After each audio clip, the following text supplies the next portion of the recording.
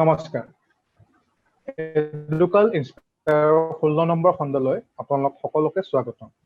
আজি আমাৰ মাজত উপস্থিত আছে কটন বিশ্ববিদ্যালয়ৰ পদাৰ্থ বিজ্ঞান বিভাগৰ প্ৰবক্তা ডক্টৰ অনুপ কুমাৰ নাথ ছাৰ ছাৰে ইমান ব্যস্ততাৰ মাজত আমাক সময় দিয়াৰ বাবে ছাৰক ধন্যবাদ জনাইছো আৰু আজি আমি ছাৰক আমাৰ অনুষ্ঠানলৈ স্বাগতম জনাইছো স্বাগতম ছাৰ থ্যাংক ইউ ধন্যবাদ সমাজৰ অগ্ৰণী ব্যক্তিত্ব আৰু প্ৰতিভাসমূহক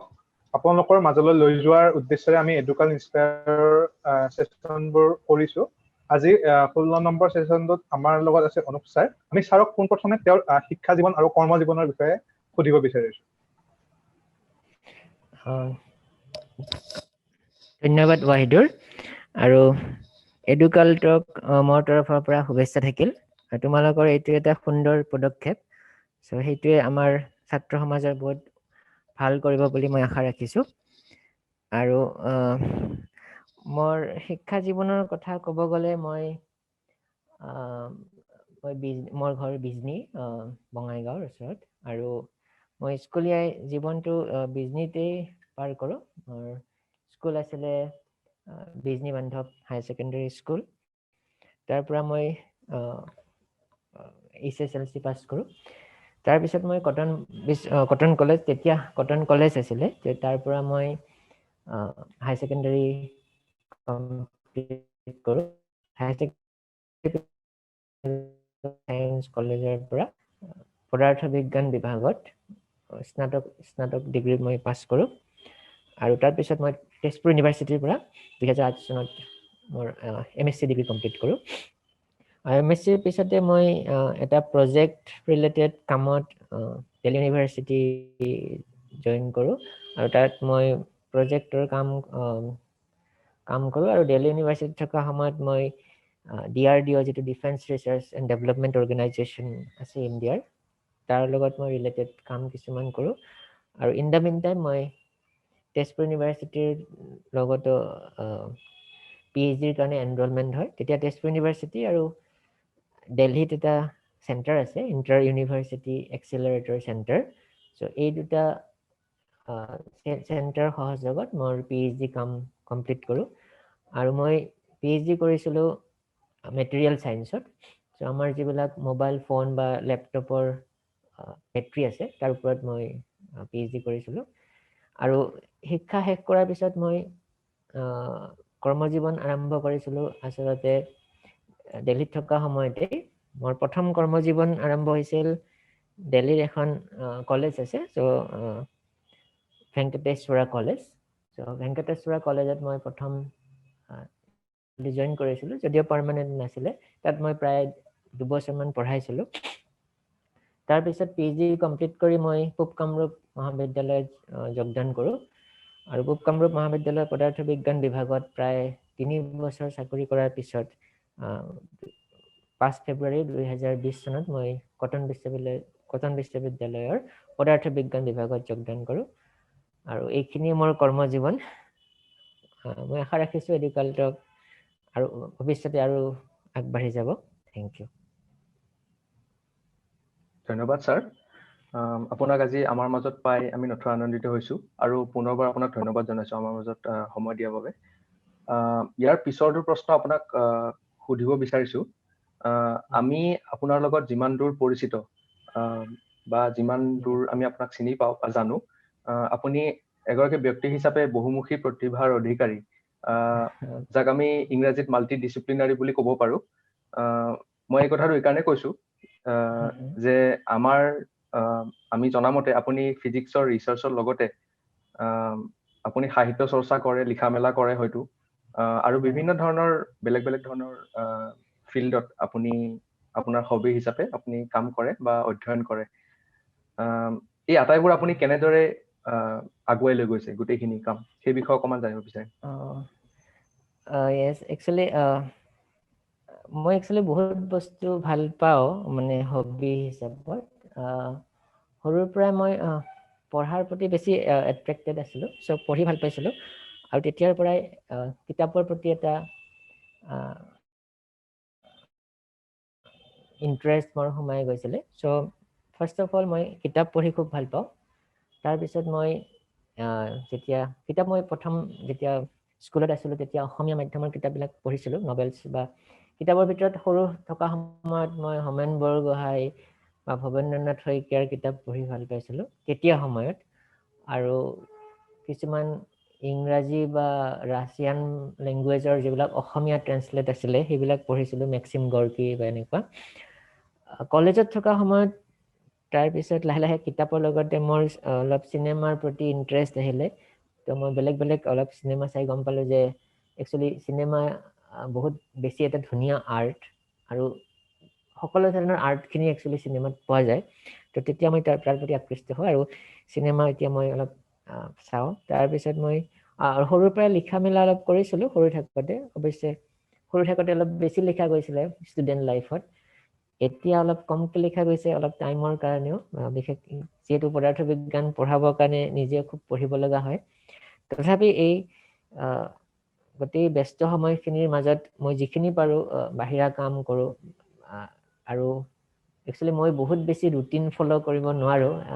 কিছুমান মানুহে বহুত ৰুটিন কাম কৰে কিন্তু মই অলপ তেনেকুৱা মই নোৱাৰোঁ সৰুৰ পৰাই অলপ ৰুটিনটো মই ইমান বেছি ফ'ল' কৰিব পৰা নাছিলোঁ কিন্তু মই ইণ্টাৰেষ্টেড কৰিছিলোঁ মই ষ্টুডেণ্টবিলাককো সেইটোৱে কওঁ যে যি কৰা তোমালোকে ইণ্টাৰেষ্টেড কৰিলে সেইটো বেছি ভাল পোৱা যায় কাৰণ ৰুটিন হ'লে সেইটো বহুত বেছি কোনোবাই সেই কৰা কোনোবাই হেঁচি পেলাই দিয়া যেন লাগে কিন্তু সেইটো কথা নহয় গতিকে নিজে মনেৰে যিটো ভাল পোৱা যায় সেইটো কৰিব লাগে চ' কামৰ মাজত মই এতিয়া অলপ আবেলি সময়ত মই ফিজিক্সৰ নেক্সট ক্লাছটোৰ বিষয়ে প্ৰিপাৰেশ্যন কৰোঁ তাৰপিছত ৰাতি অলপ মই পঢ়া শুনা কৰোঁ অলপ বেলেগ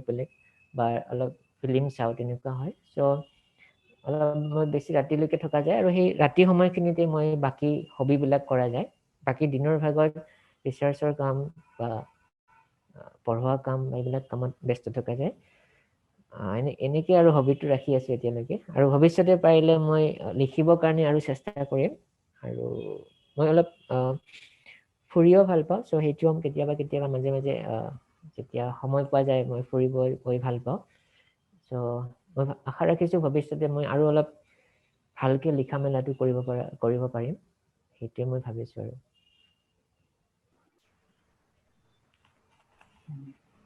ধন্যবাদ ছাৰ আপোনাৰ ৰুচিবোৰ জানি আমি বহুত আনন্দিত হ'লো ইয়াৰ পিছতে আমি ছাৰৰ ছেশ্যনটো আৰম্ভ কৰিম তাৰ আগতে মই আমাৰ দৰ্শক আজি যিখিনি অডিয়েঞ্চ আছে তেওঁলোকক আমি জনাব বিচাৰিছোঁ যে আমাৰ এই ছেশ্যনটোৰ শেষত আপোনালোকক এখন গুগল ফৰ্ম দিয়া হ'ব সেইখন যাতে আপোনালোকে ফিল আপ কৰি দিয়ে সেই গুগল ফৰ্মখনৰ লগত এটা হোৱাটছএপ গ্ৰুপ আছে লিংক দিয়া হ'ব সেইটো আপোনালোকে জইন কৰিলে আমাৰ এডুকাল ইনস্পায়াৰৰ পৰৱৰ্তী ছেশ্যনবোৰৰ আপডেট পাব লগতে আমাৰ তাতে বিভিন্ন ধৰণৰ বিষয়বস্তু আলোচনা হয়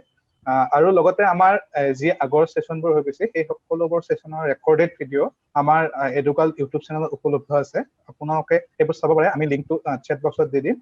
এইখিনিয়ে ক'লো আৰু এইখিনি কৈ মই ছাৰক তেওঁৰ ছেশ্যনটো আৰম্ভ কৰিবলৈ অনুৰোধ জনাইছোঁ ধন্যবাদ থেংক ইউ ৱাহিদুৰ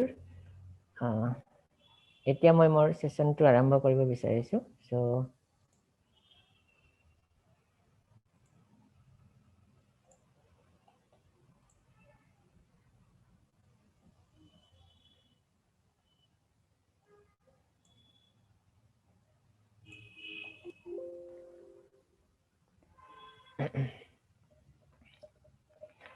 এডুকালটোক মই প্ৰথমে ধন্যবাদ জনাইছোঁ মোৰ এইখিনি সময় মোক দিয়াৰ বাবে আৰু মোক এটা প্ৰেজেণ্টেশ্যন দিবৰ কাৰণে অনুৰোধ জনোৱাৰ বাবে মই আশা ৰাখিছোঁ এনেকুৱা ধৰণৰ ছেশ্যনে আমাৰ ছাত্ৰ ছাত্ৰীসকলক বহুত সহায় কৰিব আৰু মই লিখাবিলাক ইংৰাজীতে লিখিছোঁ কাৰণ অলপ অসমীয়াত লিখিব দিগদাৰ হয় তথাপি মই অসমীয়াতেই ক'ম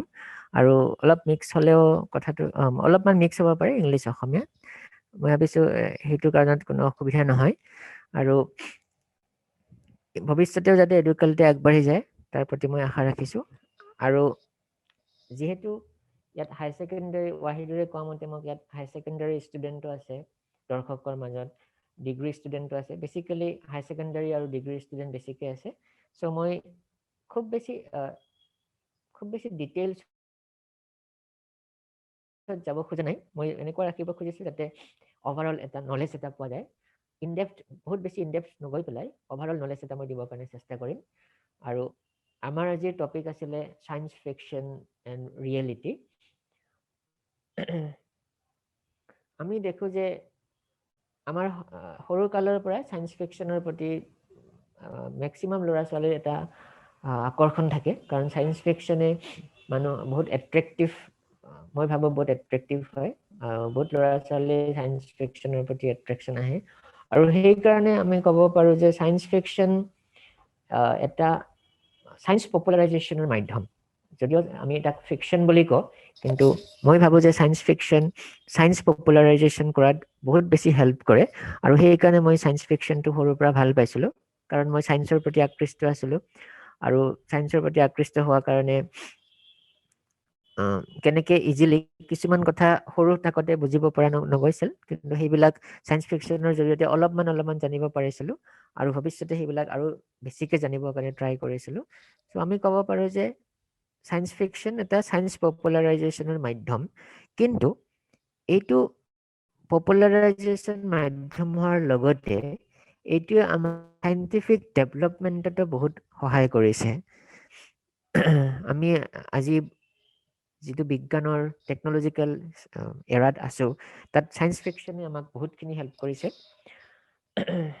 আৰু মই আৰম্ভণিতে দেখুৱাইছো এখন বিখ্যাত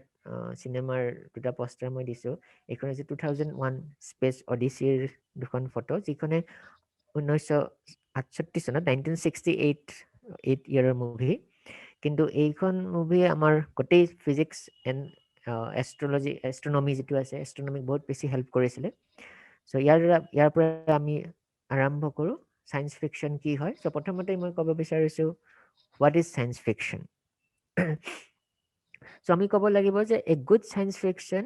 story is a story about human beings with a human problems and human solution which could not have happened all without its science content তো সায়েন্স ফিকশন আমি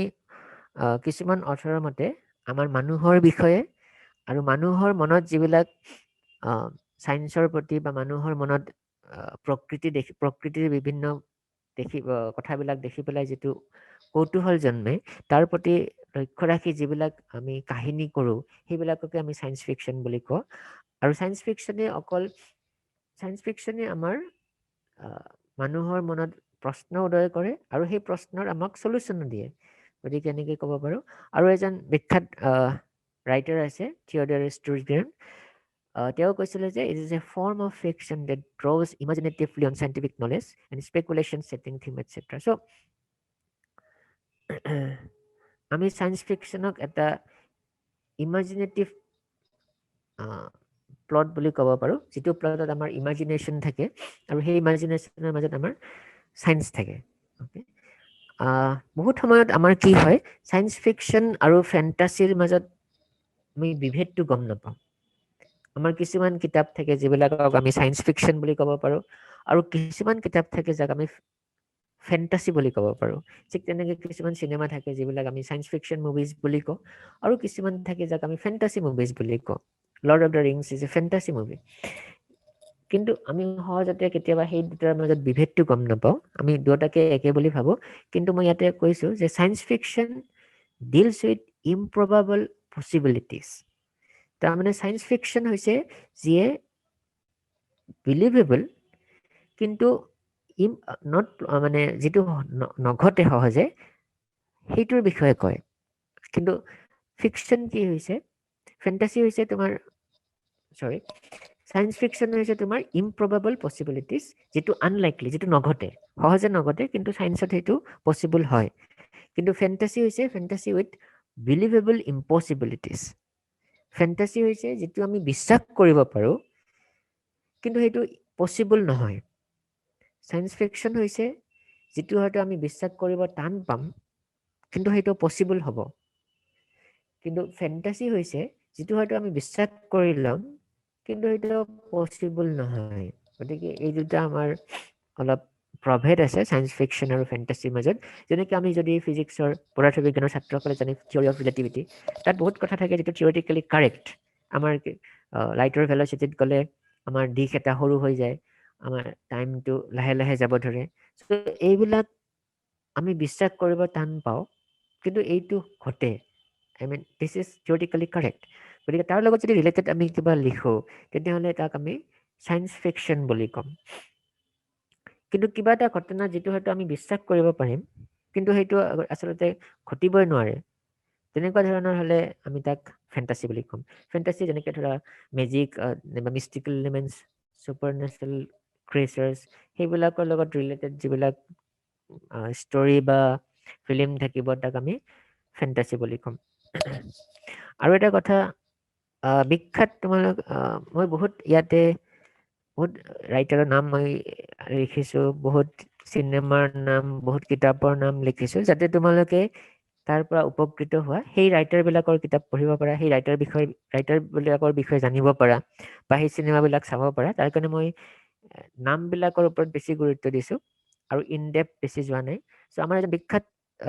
চায়েন্স ফিকশ্যন ৰাইটাৰ আছিলে আইজাক আছিমভ চ' আইজাক আছিমভে এখন কিতাপ লিখিছিলে আই robot is considered one of the greatest science fiction. So তেওঁ কৈছিলে যে science fiction given its grounding in science is possible. But fantasy which has no grounding in reality is not. So science fiction Isaac আছিমভৰ মতে science fictionৰ গ্ৰাউণ্ডটো তোমাৰ চায়েন্সত আছে আৰু এইটো possible হয় কিন্তু ফেণ্টাচিৰ কোনো গ্ৰাউণ্ড নাই অ'কে আৰু এইটো ৰিয়েলিটিৰ লগত কোনো কানেক্টেড নহয় চ' এইখিনি হ'ল আমাৰ চায়েন্স ফিকশ্যন আৰু ফেণ্টাচিৰ মাজত যিটো বিভেদ তাৰপিছত আমি জানিব বিচাৰিম যে চায়েন্স ফিকশ্যনত কি কি পেৰামিটাৰ থাকিব লাগে বা চায়েন্স ফিকশ্যনে কি কি বস্তুৰ লগত ডিল কৰে অকল কিবা স্পেচিফিক এখনৰ কথা লিখিলেই বা আমি ৰবটৰ কথা লিখিলেই চায়েন্স ফিকশ্যন হ'ব নে আৰু বেলেগ বেলেগ ধৰণৰ চায়েন্স ফিকশ্যন থাকিব পাৰে আমি সেইটো জনা উচিত চ' আমি ক'ব পাৰোঁ যে চায়েন্স ফিকশ্যনে কিহৰ লগত ডিল কৰে বহুত বস্তুৰ লগত ডিল কৰে তাৰ ভিতৰত হৈছে পাৰ্চন ভাৰ্চেছ ছ'চাইটি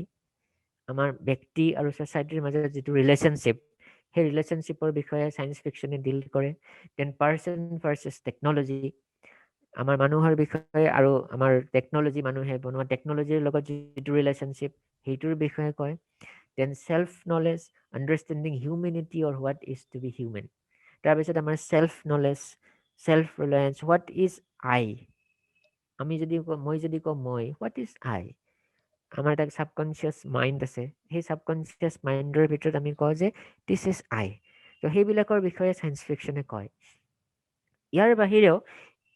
এই তিনিটা কথা আমি বেচিকেলি চায়েন্স ফিকশ্যনত দেখি থাকোঁ কিন্তু তাৰ বাহিৰেও কিন্তু চায়েন্স ফিকশ্যনৰ এটা বহুত ডাঙৰ ভূমিকা আছে আমাৰ ছ'চাইটিত সেইটো হৈছে ছ'চিয়েল ক্ৰিটিচিজম আৰু একচুৱেলি ক্ৰিটিচিজম আমাৰ ছ'চাইটিত বিশেষকৈ আমাৰ ভাৰতবৰ্ষত ক্ৰিটিচিজম ৱৰ্ডটোক অলপ নিগেটিভ চেন্সত লয় কিন্তু সেইটো নহয় actually positive constructive criticism is very important যিকোনো বস্তুৰ এটা ক্ৰিটিচিজম হ'লেহে তোমাৰ বস্তুটোৰ আপলিফমেণ্ট হ'ব বস্তুটোৰ উন্নতি হ'ব যদি বস্তুটোৰ ক্ৰিটিচিজমে নাথাকে তাক কোনো এনালাইজে নকৰে চবেই ভাল ভাল বুলি কৈ আছে সেইটো বস্তুৰ কেতিয়াও উন্নতি হ'ব নোৱাৰে so' social criticism is a very important thing আৰু সেইটো চায়েন্স ফিকশ্যনে বহুত ধুনীয়াকৈ কৰে like makes a serious comment about the real world actually real ৱৰ্ল্ডত কি আমাৰ ছ'চাইটিৰ ৰুল কি আমাৰ ছ'চাইটি কোন দিশে গৈ আছে সেই বিষয়েও চায়েন্স ফিকশ্যনে কয় then questions morality often contains a warning for human kind তো আমাৰ কি হোৱা উচিত আমাৰ ভেলুজবিলাক লাহে লাহে আমাৰ ভেলুজবিলাক চেঞ্জ হৈ গৈ আছে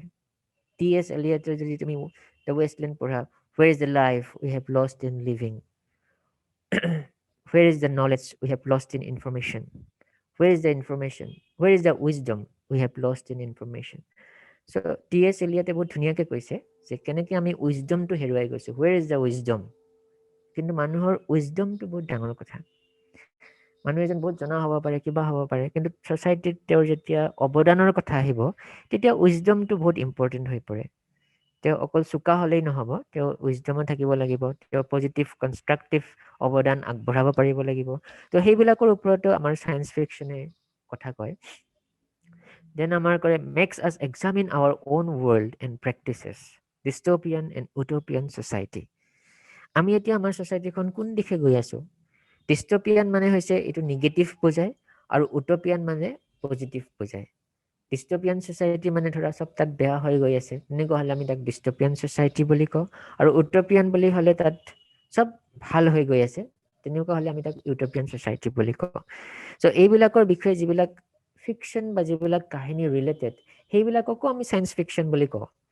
ই যে অকল স্পেচশ্বিপ থাকিলেই চায়েন্স ফিকশ্যন হ'ব ৰবট থাকিলেই চায়েন্স ফিকশ্যন হ'ব এনেকুৱা নহয় যদি আমি এখন সমাজ আমি ইমাজিন কৰিলো যে এই সমাজখনত এনেকুৱা ধৰণৰ ৰুল আছে তেতিয়া সেইখনকো আমি চায়েন্স ফিকশ্যন বুলি ক'ম কাৰণ তাত এখন বেলেগ ধৰণৰ ইমাজিনেটিভ সমাজৰ বিষয়ে কিছুমান ৰুল দেখুওৱা হৈছে আৰু সেইকাৰণে এখন বিখ্যাত চায়েন্স ফিকশ্যন হৈছে জৰ্জ ৱেলৰ 1984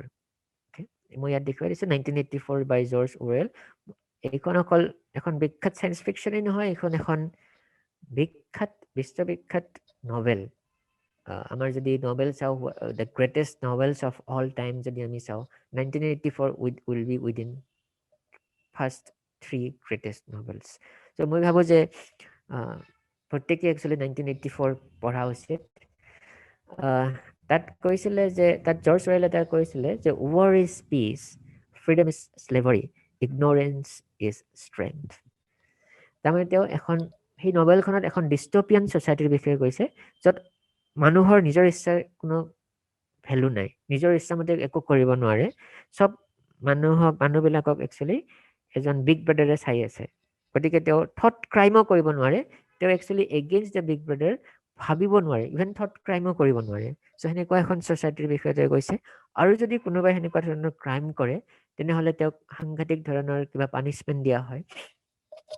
সেইকাৰণে কৈছে যে ৱাৰ ইজ পিচ সেনেকুৱা এখন ডিষ্টপিয়ান ছ'চাইটি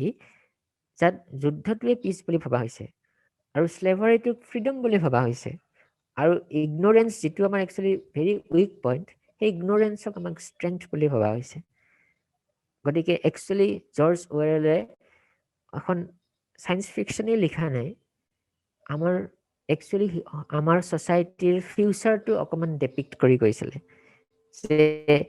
তেওঁ ইমান আগতেই দেখিছিলে যে একচুৱেলি আমাৰ যিটো হিউমেন চিভিলাইজেশ্যন সেই চিভিলাইজেশ্যনটোৰ যিটো ৰুট সেইটো একচুৱেলি ঠিক দিশত গতি কৰি থকা নাই আমি এখন একচুৱেলি ডিষ্টপিয়ান ছ'চাইটিৰ পিনেহে আগবাঢ়ি গৈ আছোঁ গতিকে তেওঁ 1984ৰ জৰিয়তে আমাৰ ভৱিষ্যতৰ বিষয়ে আমাক কৈ দিছিলে আমাৰ যাতে আমি সাৱধান হ'ব পাৰোঁ গতিকে এইবিলাক কিতাপ আমি পঢ়া উচিত আৰু তাৰ পৰা আমি শিক্ষা লোৱা উচিত যাতে আমি ভালদৰে আমাৰ জীৱনটো পাৰ কৰিব পাৰোঁ তাৰপিছত আমি চায়েন্স ফিকশ্যন কি হয় গম পালোঁ চায়েন্স ফিকশ্যন কেনেকুৱা ধৰণৰ হ'ব পাৰে গম পালোঁ তাৰপিছত যদি আমি হিষ্ট্ৰীলৈকে চাওঁ চায়েন্স ফিকশ্যন কেতিয়া আৰম্ভ হৈছিলে তেতিয়াহ'লে আমি যদি চিনেমাৰ কথা কওঁ তেনেহ'লে ক'ব লাগিব যে 1902 চনত প্ৰথম চায়েন্স ফিকশ্যন মুভি আহিছিলে সেইখন এখন একচুৱেলি ফ্ৰেঞ্চ মুভি তাৰ টাইটেলটো আছিলে লাভ ভয়েজ ডেন্স লা লুনে এইটো যে ফ্ৰেঞ্চ মুভি এইখন পষ্টাৰ আছিলে চিনেমাখনত তাত একচুৱেলি এখন যান মুনৰ পিনে যোৱা দেখুওৱা হৈছিলে আৰু 1901 1902 1905 এই সময়বিলাকত যেতিয়া আমাৰ চিনেমা আহিছিলে সেই চিনেমাবিলাক বহুত দীঘল নাছিলে আমাৰ সৰু শ্বৰ্ট ফিল্ম কিছুমান আছিলে চ' এইখন যিখন চিনেমা লাভ ভয়েজ ডেন্স লা লুনে এইখন এখন প্ৰায় 17 মিনিট 17 মিনিটৰ এখন চিনেমা ব্লেক এণ্ড হোৱাইট আৰু তাত কোনো কথা নাই যিহেতু তেতিয়ালৈকে তাত আমাৰ কথা নাছিলে তেতিয়ালৈকে কথা ৰেকৰ্ডিং কৰিব পৰা টেকন'লজিয়ে নাছিলে গতিকে এইখনক আমি একচুৱেলি চায়েন্স ফিকশ্যন মুভি বুলি ক'লে আমি হিষ্ট্ৰী বুলি ক'লে এইখনকে ক'ব লাগিব যে 1902 চনৰ লাভ ভয়েজ ডেন্স লা লুনে এ ট্ৰিপ টু দ্য মুন ইংলিছত যদি আমি ট্ৰেন্সলেট কৰি চাওঁ এ ট্ৰিপ টু দ্য মুন তাৰপিছত আমাৰ মেৰী শেলিয়ে এখন কিতাপ লিখিছিলে ফ্ৰেংকেনষ্টাইনো এখন বিশ্ববিখ্যাত চায়েন্স ফিকশ্যন আৰু তাত একচুৱেলি তাত এজন চাইণ্টিষ্টে এটা মানুহ ক্ৰিয়েট কৰিছিলে যিটো একচুৱেলি নিজে তেওঁক মাৰিবৰ কাৰণে আহি গৈছিলে লাষ্টত চ' ফ্ৰেংকেনষ্টাইনতো আমাৰ ছ'চাইটিৰ বিষয়ে কোৱা হৈছে যে আমি যদি আমাৰ নিজৰ বেয়া গুণবিলাককে ডেভেলপ কৰি গৈ থাকোঁ তেনেহ'লে সেইবিলাকে আমাক এদিন নিজে মাৰিব আহিব so' we should try to develop the positive points in our self so' ফ্ৰেংকেনষ্টাইনে তেনেকৈ কথা কৈছিলে আৰু 1927 চনত এখন চিনেমা ৰিলিজ হৈছিলে মেট্ৰপলিছ। মই ভাবোঁ মেট্ৰপলিছৰ মেক্সিমাম ষ্টুডেণ্টবিলাকে চোৱা উচিত, মানুহে চোৱা উচিত। মেট্ৰপলিছ এখন বিখ্যাত চায়েন্স ফিকশ্যন, আৰু এইখন যদিও $28 million এৰাউণ্ড আমি ধৰি লওঁ এইখনৰ বাজেট, কিন্তু সেই সময়ত চাব গ'লে it is one of the most costliest movie of all time. যদি আমি পইচাৰ যিটো ইনফ্লেশ্যন ৰেট এইবিলাক চাওঁ, তেনেহ'লে এইখন এখন বহুত বেছি টকা খৰচ কৰি বনোৱা চিনেমা। যদিও আমি পিছত টাইটানিক বা অৱতাৰ এইবিলাক বহুত বেছি টকা খৰচ কৰিছে। অৱতাৰত এৰাউণ্ড 2000 কোটি টকা খৰচ কৰিছে, টাইটানিকত 900 কোটি টকা খৰচ কৰিছে। সেই তুলনাত মেট্ৰপলিছত কম, কিন্তু মেট্ৰপলিছ সেই সময়ৰ ইনফ্লেশ্যন ৰেট চালে সেইটো সময়ত বহুত বেছি, টাইটানিক বা অৱতাৰতকৈও বেছি। চ' আৰু এইখনতো আমাৰ ছ'চাইটিৰ ডিভিজনৰ বিষয়ে কোৱা হৈছিলে। যদিও মেট্ৰপলিছ এখন চায়েন্স ফিকশ্যন, তাত আমি বহুত ধৰণৰ চায়েন্সৰ বস্তু দেখা পাওঁ, বহুত ধৰণৰ চায়েন্সৰ টেকন'লজি দেখা পাওঁ, এখন চহৰ দেখা পাওঁ, চহৰৰ দুটা বেলেগ বেলেগ ভাগ দেখা পাওঁ। কিন্তু এইখনেও আমাক actually racial discrimination, financial discrimination এইবিলাকৰ ওপৰত কথা কৈছিলে। চ' এখন চহৰত থকা ধনী মানুহ, চহৰত থকা দুখীয়া মানুহ, সেইবিলাকৰ মাজত এখন ৱাল আছে, সেইবিলাকৰ বিষয়ে কথা কৈছিলে। চ' এইখন এখন বিখ্যাত চিনেমা, আৰু এইখন অকল one of the greatest movie of all টাইমেই নহয়, এইখন আমেৰিকান ফিল্ম ইনষ্টিটিউটৰ যিটো ৰেজিষ্টাৰ, আমেৰিকান ফিল্ম ইনষ্টিটিউট বুলি এখন ইনষ্টিটিউট আছে, যিয়ে বিখ্যাত চিনেমাবিলাকৰ এখন ৰেজিষ্টাৰ বনায়। তাত 100খন বিখ্যাত চিনেমাক ৰখা হৈছে, তাৰ ভিতৰতো মেট্ৰপলিছ 38 নম্বৰত আছে। কিন্তু এই চিনেমাখনৰ বিশেষত্ব এইটো যে সি অকল আমেৰিকান ফিল্ম ইনষ্টিটিউটৰ ৰেজিষ্টাৰতে নাই,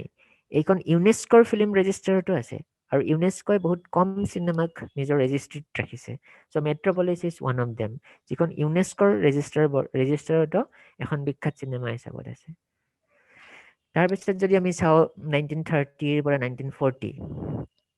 এইখিনি সময় আছিলে আমাৰ একচুৱেলি যুদ্ধৰ সময়। প্ৰথম বিশ্বযুদ্ধ, দ্বিতীয় বিশ্বযুদ্ধ, এইখিনি সময় হৈছিলে। আৰু 1929 চনত 1929-30 চনত মানে আমেৰিকাৰ এটা ডিপ্ৰেশ্যন আহিছিলে, ফাইনেন্সিয়েল ডিপ্ৰেশ্যন বা এনেকুৱা অলপ ফাইনেন্সিয়েলি উইক হৈছিলে। চ' সেই সময়ত মানুহবিলাকৰ কি হৈছিলে যে অলপ ইমাজিনেশ্যনত থাকি ভাল পাইছিলে। যিহেতু আমাৰ বহুত কষ্টৰ মাজেৰে আছে, গতিকে তেওঁলোকে অলপ ইমাজিনেটিভ বস্তুবিলাক ভাল পোৱা হৈছিলে। সেইকাৰণে তাত ডক্টৰ এক্স বা H.G. Wellsৰ ইনভিজিবল মেন, এইবিলাক চায়েন্স ফিকশ্যন বহুত আহিছিলে। গতিকে মানুহবিলাকক অলপমান তোমাৰ ইমাজিনেশ্যনৰ ভিতৰত লৈ গৈছিলে। এনেকুৱা মই ইয়াত লিখিছোঁ the vampire bat, doctor X, এইবিলাক আমাৰ আছিলে ইমাজিনেটিভ চিনেমা কিছুমান। আমি জানো যে H.G. Wellsৰ ইনভিজিবল মেন ইনভিজিবিলিটিৰ বিষয়ে কোৱা হৈছে। তাৰপিছত যদি আমি চাওঁ 1940 পিছত আহিলে পষ্ট ৱাৰ। এতিয়া পষ্ট ৱাৰৰ যিটো জেনৰ আছিলে, সেইটো হৈ গ'ল মানুহৰ মনত এতিয়া যুদ্ধৰ বিভীষিকা সোমাই গ'ল। মানুহে এটমিক বমৰ শক্তি দেখা পালে। চ' তেওঁলোকে এইবিলাকৰ ওপৰত অলপ বেছি ফেণ্টাচি কৰিব ধৰিলে। সেইকাৰণে আমি তাৰ সেই সময়ৰ যিবিলাক চিনেমা দেখোঁ, বিশেষকৈ 1950 মানৰ চিনেমাবিলাক, তেতিয়া আমি এটমিক বমৰ ওপৰত বা কিছুমান দস্যুৰ ওপৰত বা এনেকুৱা দানৱৰ ওপৰত, এনেকুৱা টাইপৰ ফ্ৰেংকেনষ্টাইন, এনেকুৱা বস্তুৰ ওপৰত আমি বেছিকৈ চায়েন্স ফিকশ্যন দেখিবলৈ পাওঁ। বা আমাৰ UFOৰ ওপৰতো সেই সময়ত চিনেমা আহিছিলে। আৰু আৰ্ট ভাৰ্চেছ ফ্লাইং চচাৰ্ছ বুলি এখন আহিছিলে। চ' লাহে লাহে মানুহবিলাকে যুদ্ধৰ বিষয়ে ভাবিব ধৰিলে, আৰু যুদ্ধটো লাহে লাহে যেতিয়া 1950s পিনে লাহে লাহে শেষ হ'ব ধৰিলে, তেতিয়া অলপ ইমাজিনেশ্যনৰ পিনে গুচি গ'ল। তেতিয়া তোমাৰ গডজিলাৰ কথা আহিলে, গডজিলা এখন বিখ্যাত চিনেমা। তাৰপিছত আৰ্ট ভাৰ্চেছ ফ্লাইং চচাৰ্ছ আহিলে, এইবিলাক আহিলে। 1960s and 1970s, this is called the golden age of science fiction. Actually এইখিনি সময়ত এনেকুৱা কেইখনমান চায়েন্স ফিকশ্যন আহিছিলে যিটোৱে আজিলৈকে আমাক ইনফ্লুৱেঞ্চ কৰি আহিছে। তাৰ ভিতৰত মই বহুত বিশেষভাৱে ডিছকাছ কৰিম ষ্টাৰ ট্ৰেক। ষ্টাৰ ট্ৰেক এখন চিৰিয়েল আছিলে, চায়েন্স ফিকশ্যন চিৰিয়েল, যিটো অকল 3টা ছিজনে চলিছিলে। আজিকালি আমি চিৰিজবিলাক দেখোঁ বহুত ছিজন চলে, বাট এইখন এখন বিখ্যাত চিৰিয়েল ষ্টাৰ ট্ৰেক, যাৰ 3টা ছিজনে আছিলে, কিন্তু আজিলৈকে সি আমাক ইনফ্লুৱেঞ্চ কৰি আছে। তাৰপিছত ষ্টাৰ ৱাৰ্ছ আছিলে, আৰু 1968ত মই আগতে কোৱা ষ্টেনলি কিউব্ৰিকৰ 2001 স্পেচ অডিচি আহিলে স্পেচ অডিচি 1968ত আহিছিলে যেতিয়ালৈকে আমি স্পেচ ষ্টেচন ভালকে জানা নাছিলো স্পেচ শ্বিপৰ কথা ভালকৈ জানা নাছিলো কিন্তু ষ্টেনলি কিউব্ৰিকে নিজৰ ইমাজিনেশ্যন ইউজ কৰি ইমান একুৰেট ধৰণে স্পেচ শ্বিপ ইমান একুৰেট ধৰণে স্পেচ ষ্টেচন বনাইছিলে যে এইবিলাকে পিছত আমাক হেল্প কৰিছিলে একচুৱেল স্পেচ ষ্টেচন বা একচুৱেল স্পেচ শ্বিপ বনোৱাত গতিকে ফিকশ্যনে আমাক বহুত ধৰণে হেল্প কৰিছে সেইখিনি সময়ত আৰু এখন বিখ্যাত সায়েন্স ফিকশ্যনৰ কথা ক'ব গ'লে ৰে ব্ৰেডবেৰী বুলি এজন লেখক আছিলে ৰে ব্ৰেডবেৰীৰ তোমাৰ ফাৰেনহাইট 451 এখন বিখ্যাত সায়েন্স ফিকশ্যন নভেল আমি ক'ব পাৰো আৰু সেইখনৰ ওপৰত চিনেমা হৈছিলে চ' সেইখনো আমাৰ এখন বিখ্যাত চিনেমা ইয়াৰ পিছত যদি আমি 80s 90sত আহোঁ তেতিয়া আমাৰ আহিলে ইণ্টাৰনেট অলপ কম্পিউটাৰৰ পিনে আহিলে ইণ্টাৰনেটৰ পিনে আহিলে আৰু তেতিয়া আমাৰ টেকন'লজিটো অলপ লাহে লাহে আমাৰ ওপৰত বেছিকৈ হ'ব ধৰিলে চ' এইখিনি সময়ত যিবিলাক চিনেমা আহিছিলে 80s 90sৰ ভিতৰত বা যিবিলাক চায়েন্স ফিকশ্যন আহিছিলে সেইবিলাকে আমাৰ টেকন'লজিৰ ওপৰত বহুত কথা দেখুৱালে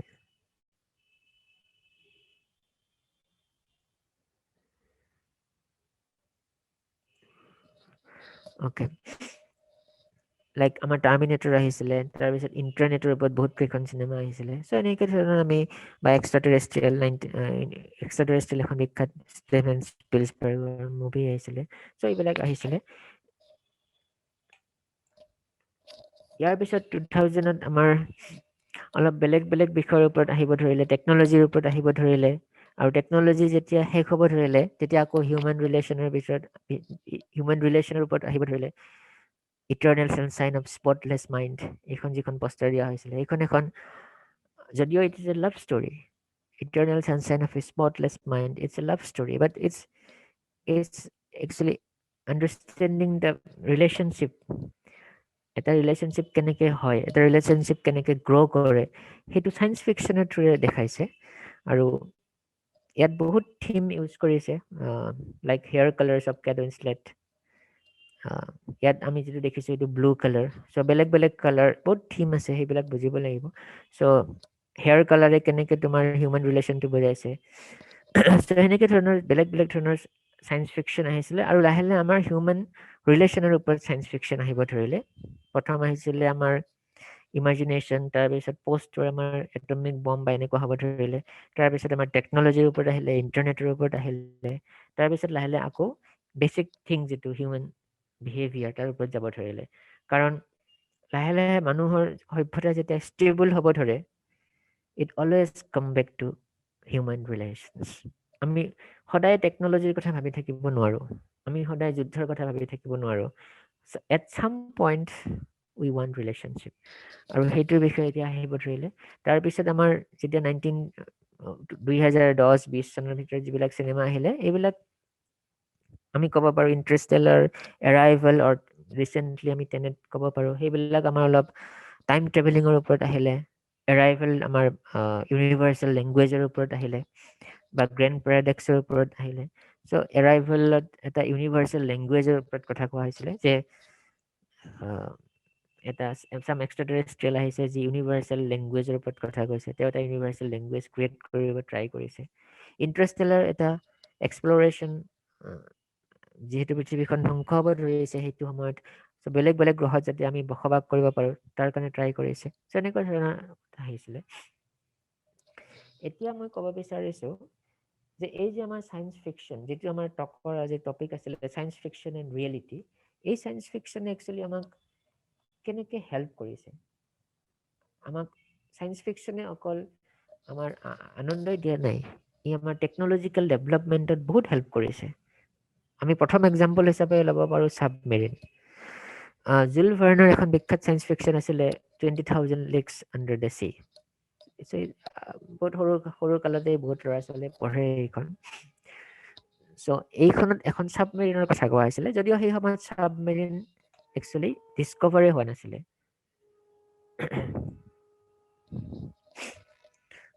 আৰু একচুৱেলি জুল ভাৰ্ণ আমি যদিও কয় বহুত মানুহে কয় যে জুল ভাৰ্ণে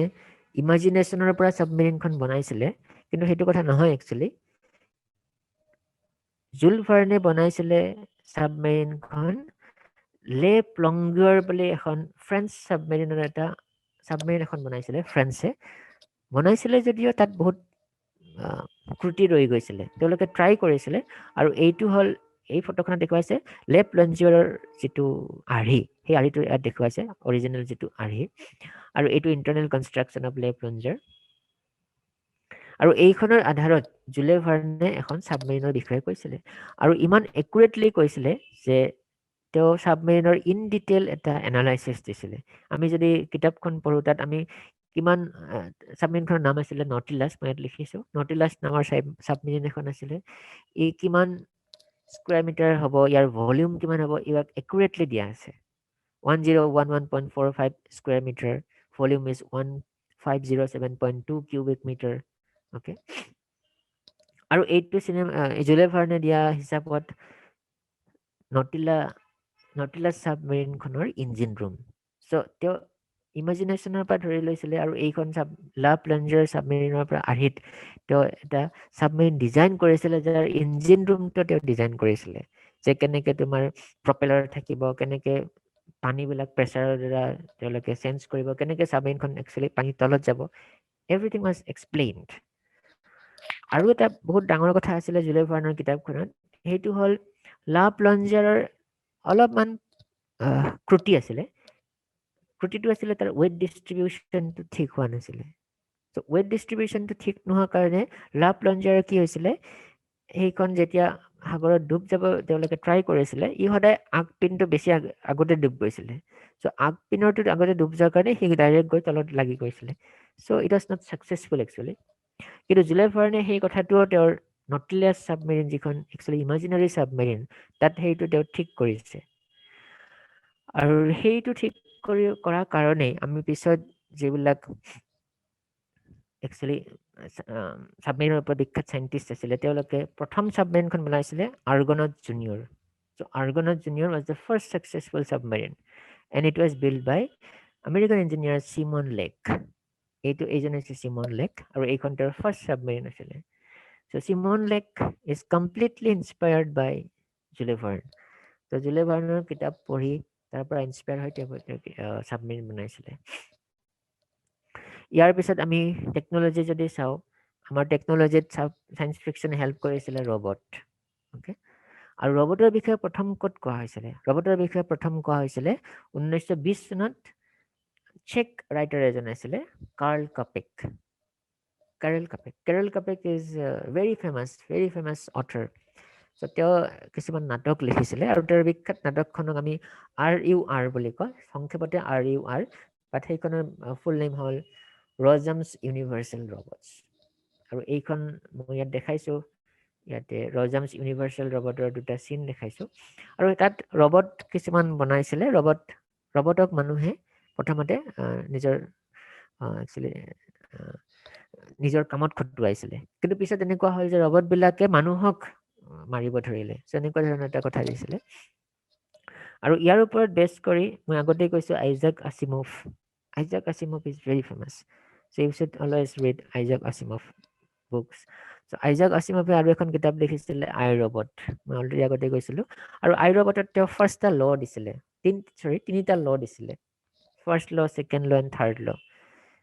যে a robot may not injure a human being or through inaction allow a human being to come to harm যে ৰবটে যাতে মানুহক হাৰ্ম কৰিব নোৱাৰে মানুহৰ হাৰ্ম হোৱা কোনো ধৰণৰ কাম কৰিব নোৱাৰে এইবিলাক ৰুল তেওঁ বনাইছিলে আৰু আইজাক আছিমভৰ প্ৰত্যেকখন কিতাপত সেই ৰুলবিলাক ফ'ল' হৈছিলে তেওঁ সেইবিলাক ৰুল ফ'ল' কৰিছিলে আৰু একুৰেট ৰবটৰ ডেছক্ৰিপশ্যন তেওঁ দিছিলে সেইকাৰণে হণ্ডাই যেতিয়া পিছত প্ৰথমটো টেকন'লজিকেলি এডভান্স ৰবট উলিয়াইছিলে আছিমো এইটো হণ্ডাৰ আছিমো ৰবট এইটো Honda is a Japanese company so' জাপানত তেওঁলোকে বনাইছিলে ফাৰ্ষ্ট টেকন'লজিকেলি এডভান্সড ৰবট আৰু এইটো আইজাক আছিমভৰ নামতেই তেওঁলোকে দিছে আৰু সেইকাৰণে নামটো ৰাখিছে আছিমো চ' এনেকৈ আমাক ৰবটো আমাক চায়েন্স ফিকশ্যনেই দিছে ইয়াৰ পিছত মই আগতেই কৈছিলোঁ যে star track is always one of the greatest science fiction এতিয়া কিয় আমি তাক গ্ৰেটেষ্ট সায়েন্স ফিকশন বুলি কৈছো এইকাৰণে কৈছো কাৰণ ষ্টাৰ ট্ৰেকত এনেকুৱা কিছুমান টেকনলজি দেখুওৱা হৈছিলে যিবিলাক টেকনলজি আমি আমাৰ পিছৰ জীৱনত সঁচাকৈয়ে আহিছে আৰু সেইবিলাক অহাত ষ্টাৰ ট্ৰেকে আমাক বহুত হেল্প কৰিছে আমি ক'ব পাৰোঁ huge number of scientific and engineering innovators were influenced by the technology they saw on Star Trek কি আহিছিলে যদি আমি কওঁ computer okay what we are doing now computer আজিকালি very essential কম্পিউটাৰ নহ'লে একো কৰিব নোৱাৰো এই মিটিংখনো কৰিব নোৱাৰো চ' কম্পিউটাৰ ফাৰ্ষ্ট দেখাইছিলে ষ্টাৰ ট্ৰেকত এইটো যিটো মই দেখাইছো এইটো আছিলে ষ্টাৰ ট্ৰেকত দেখুওৱা কম্পিউটাৰ আৰু এইটোৰ আৰ্হিত এপলে যিটো কম্পিউটাৰ উলিয়াইছিলে this one is Apple's first computer এই দুটা এপলৰ বহুত আগৰ দিনৰ এইটো এপলৰ ফাৰ্ষ্ট কম্পিউটাৰ এইটো এপলৰ বহুত পুৰণা কম্পিউটাৰ এই দুটা কম্পিউটাৰ একচুৱেলি ষ্টাৰ ট্ৰেকৰ কম্পিউটাৰ আৰ্হিতেই বনোৱা হৈছিলে যদিও বেলেগ বেলেগ সাইণ্টিষ্টে আমাক হেল্প কৰিছে কম্পিউটাৰ ডেভেলপমেণ্টত কিন্তু একচুৱেলি আমাৰ যিটো টেকনলজিকেল থিং সেইটো আমাক এপলে যিটো বনাইছে সেইটো একচুৱেলি ষ্টাৰ ট্ৰেক মুভিৰ পৰাই লৈছিলে ইয়াৰ পিছত আমি কম্পিউটাৰ ডিস্ক আমি তোমালোকে চাগে এইটো দেখিছেনে নে নাজানো আমি অলপ সৰু থাকোঁতে এইটো আছিলে কম্পিউটাৰ ফ্লপি বুলি কৈছিলোঁ এতিয়া এইটো নাইকিয়া হৈ গ'ল অলমষ্ট আমাৰ যিটো চিডিৰ কাম সেই চিডিৰ কামটো ফ্লপিয়ে কৰিছিলে চ' একজেক্ট ফ্লপি ইনফৰমেশ্যন ষ্ট'ৰ কৰিব পাৰে সেইটো ষ্টাৰ ট্ৰেকত দেখাইছিলে আৰু অলমষ্ট একে ধৰণৰ ফ্লপি পিছত আমি টেকনলজিকেলি উলিয়াব পাৰিছিলোঁ ইয়াৰ পিছত আমি ব্লুটুথ হেডছেট ষ্টাৰ ট্ৰেকৰ যিবিলাক মেম্বাৰ আছিলে ক্ৰু মেম্বাৰ আছিলে সিহঁতে কিছুমান এনেকুৱা ধৰণৰ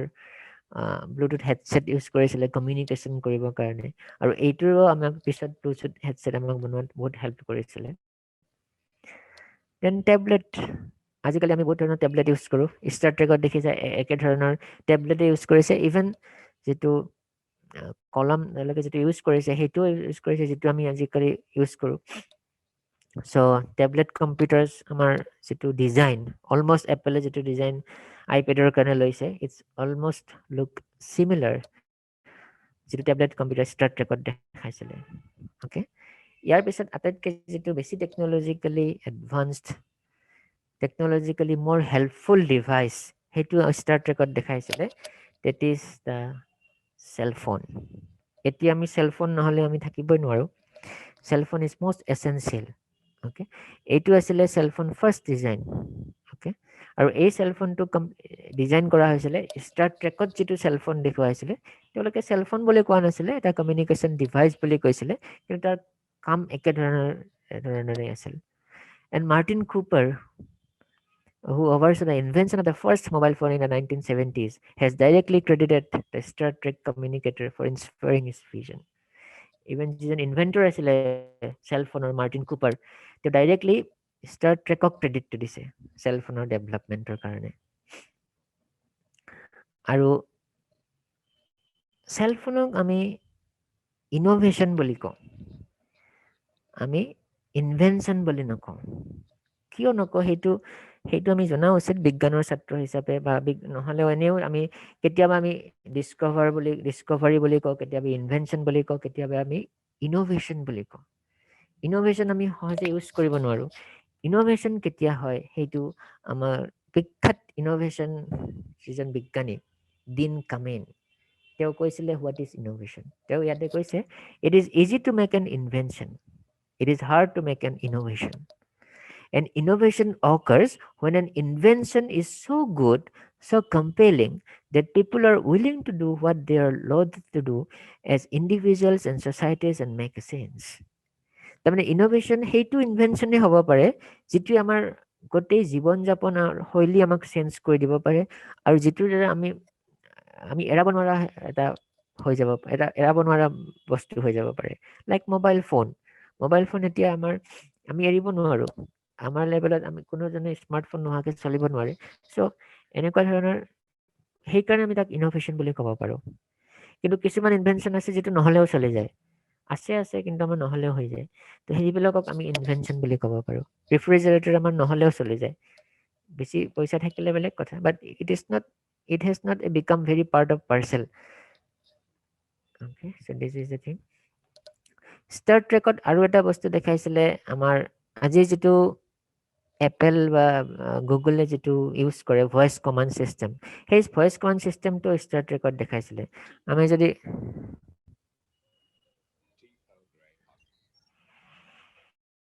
Tea, Earl Grey, hot. আমি যদি ইয়াতে চাও Tea Earl Grey he hot. commanded and he has given the tea Tea, Earl Grey, hot. Tea Earl Grey hot. But so Star ট্ৰেকত ভয়েস কমান্ড ইউজ কৰা হৈছিল তেওঁলোকে চাহ বনাবৰ কাৰণে একচুয়ালি ভয়েস কমান্ড ইউজ কৰিছিল যেটো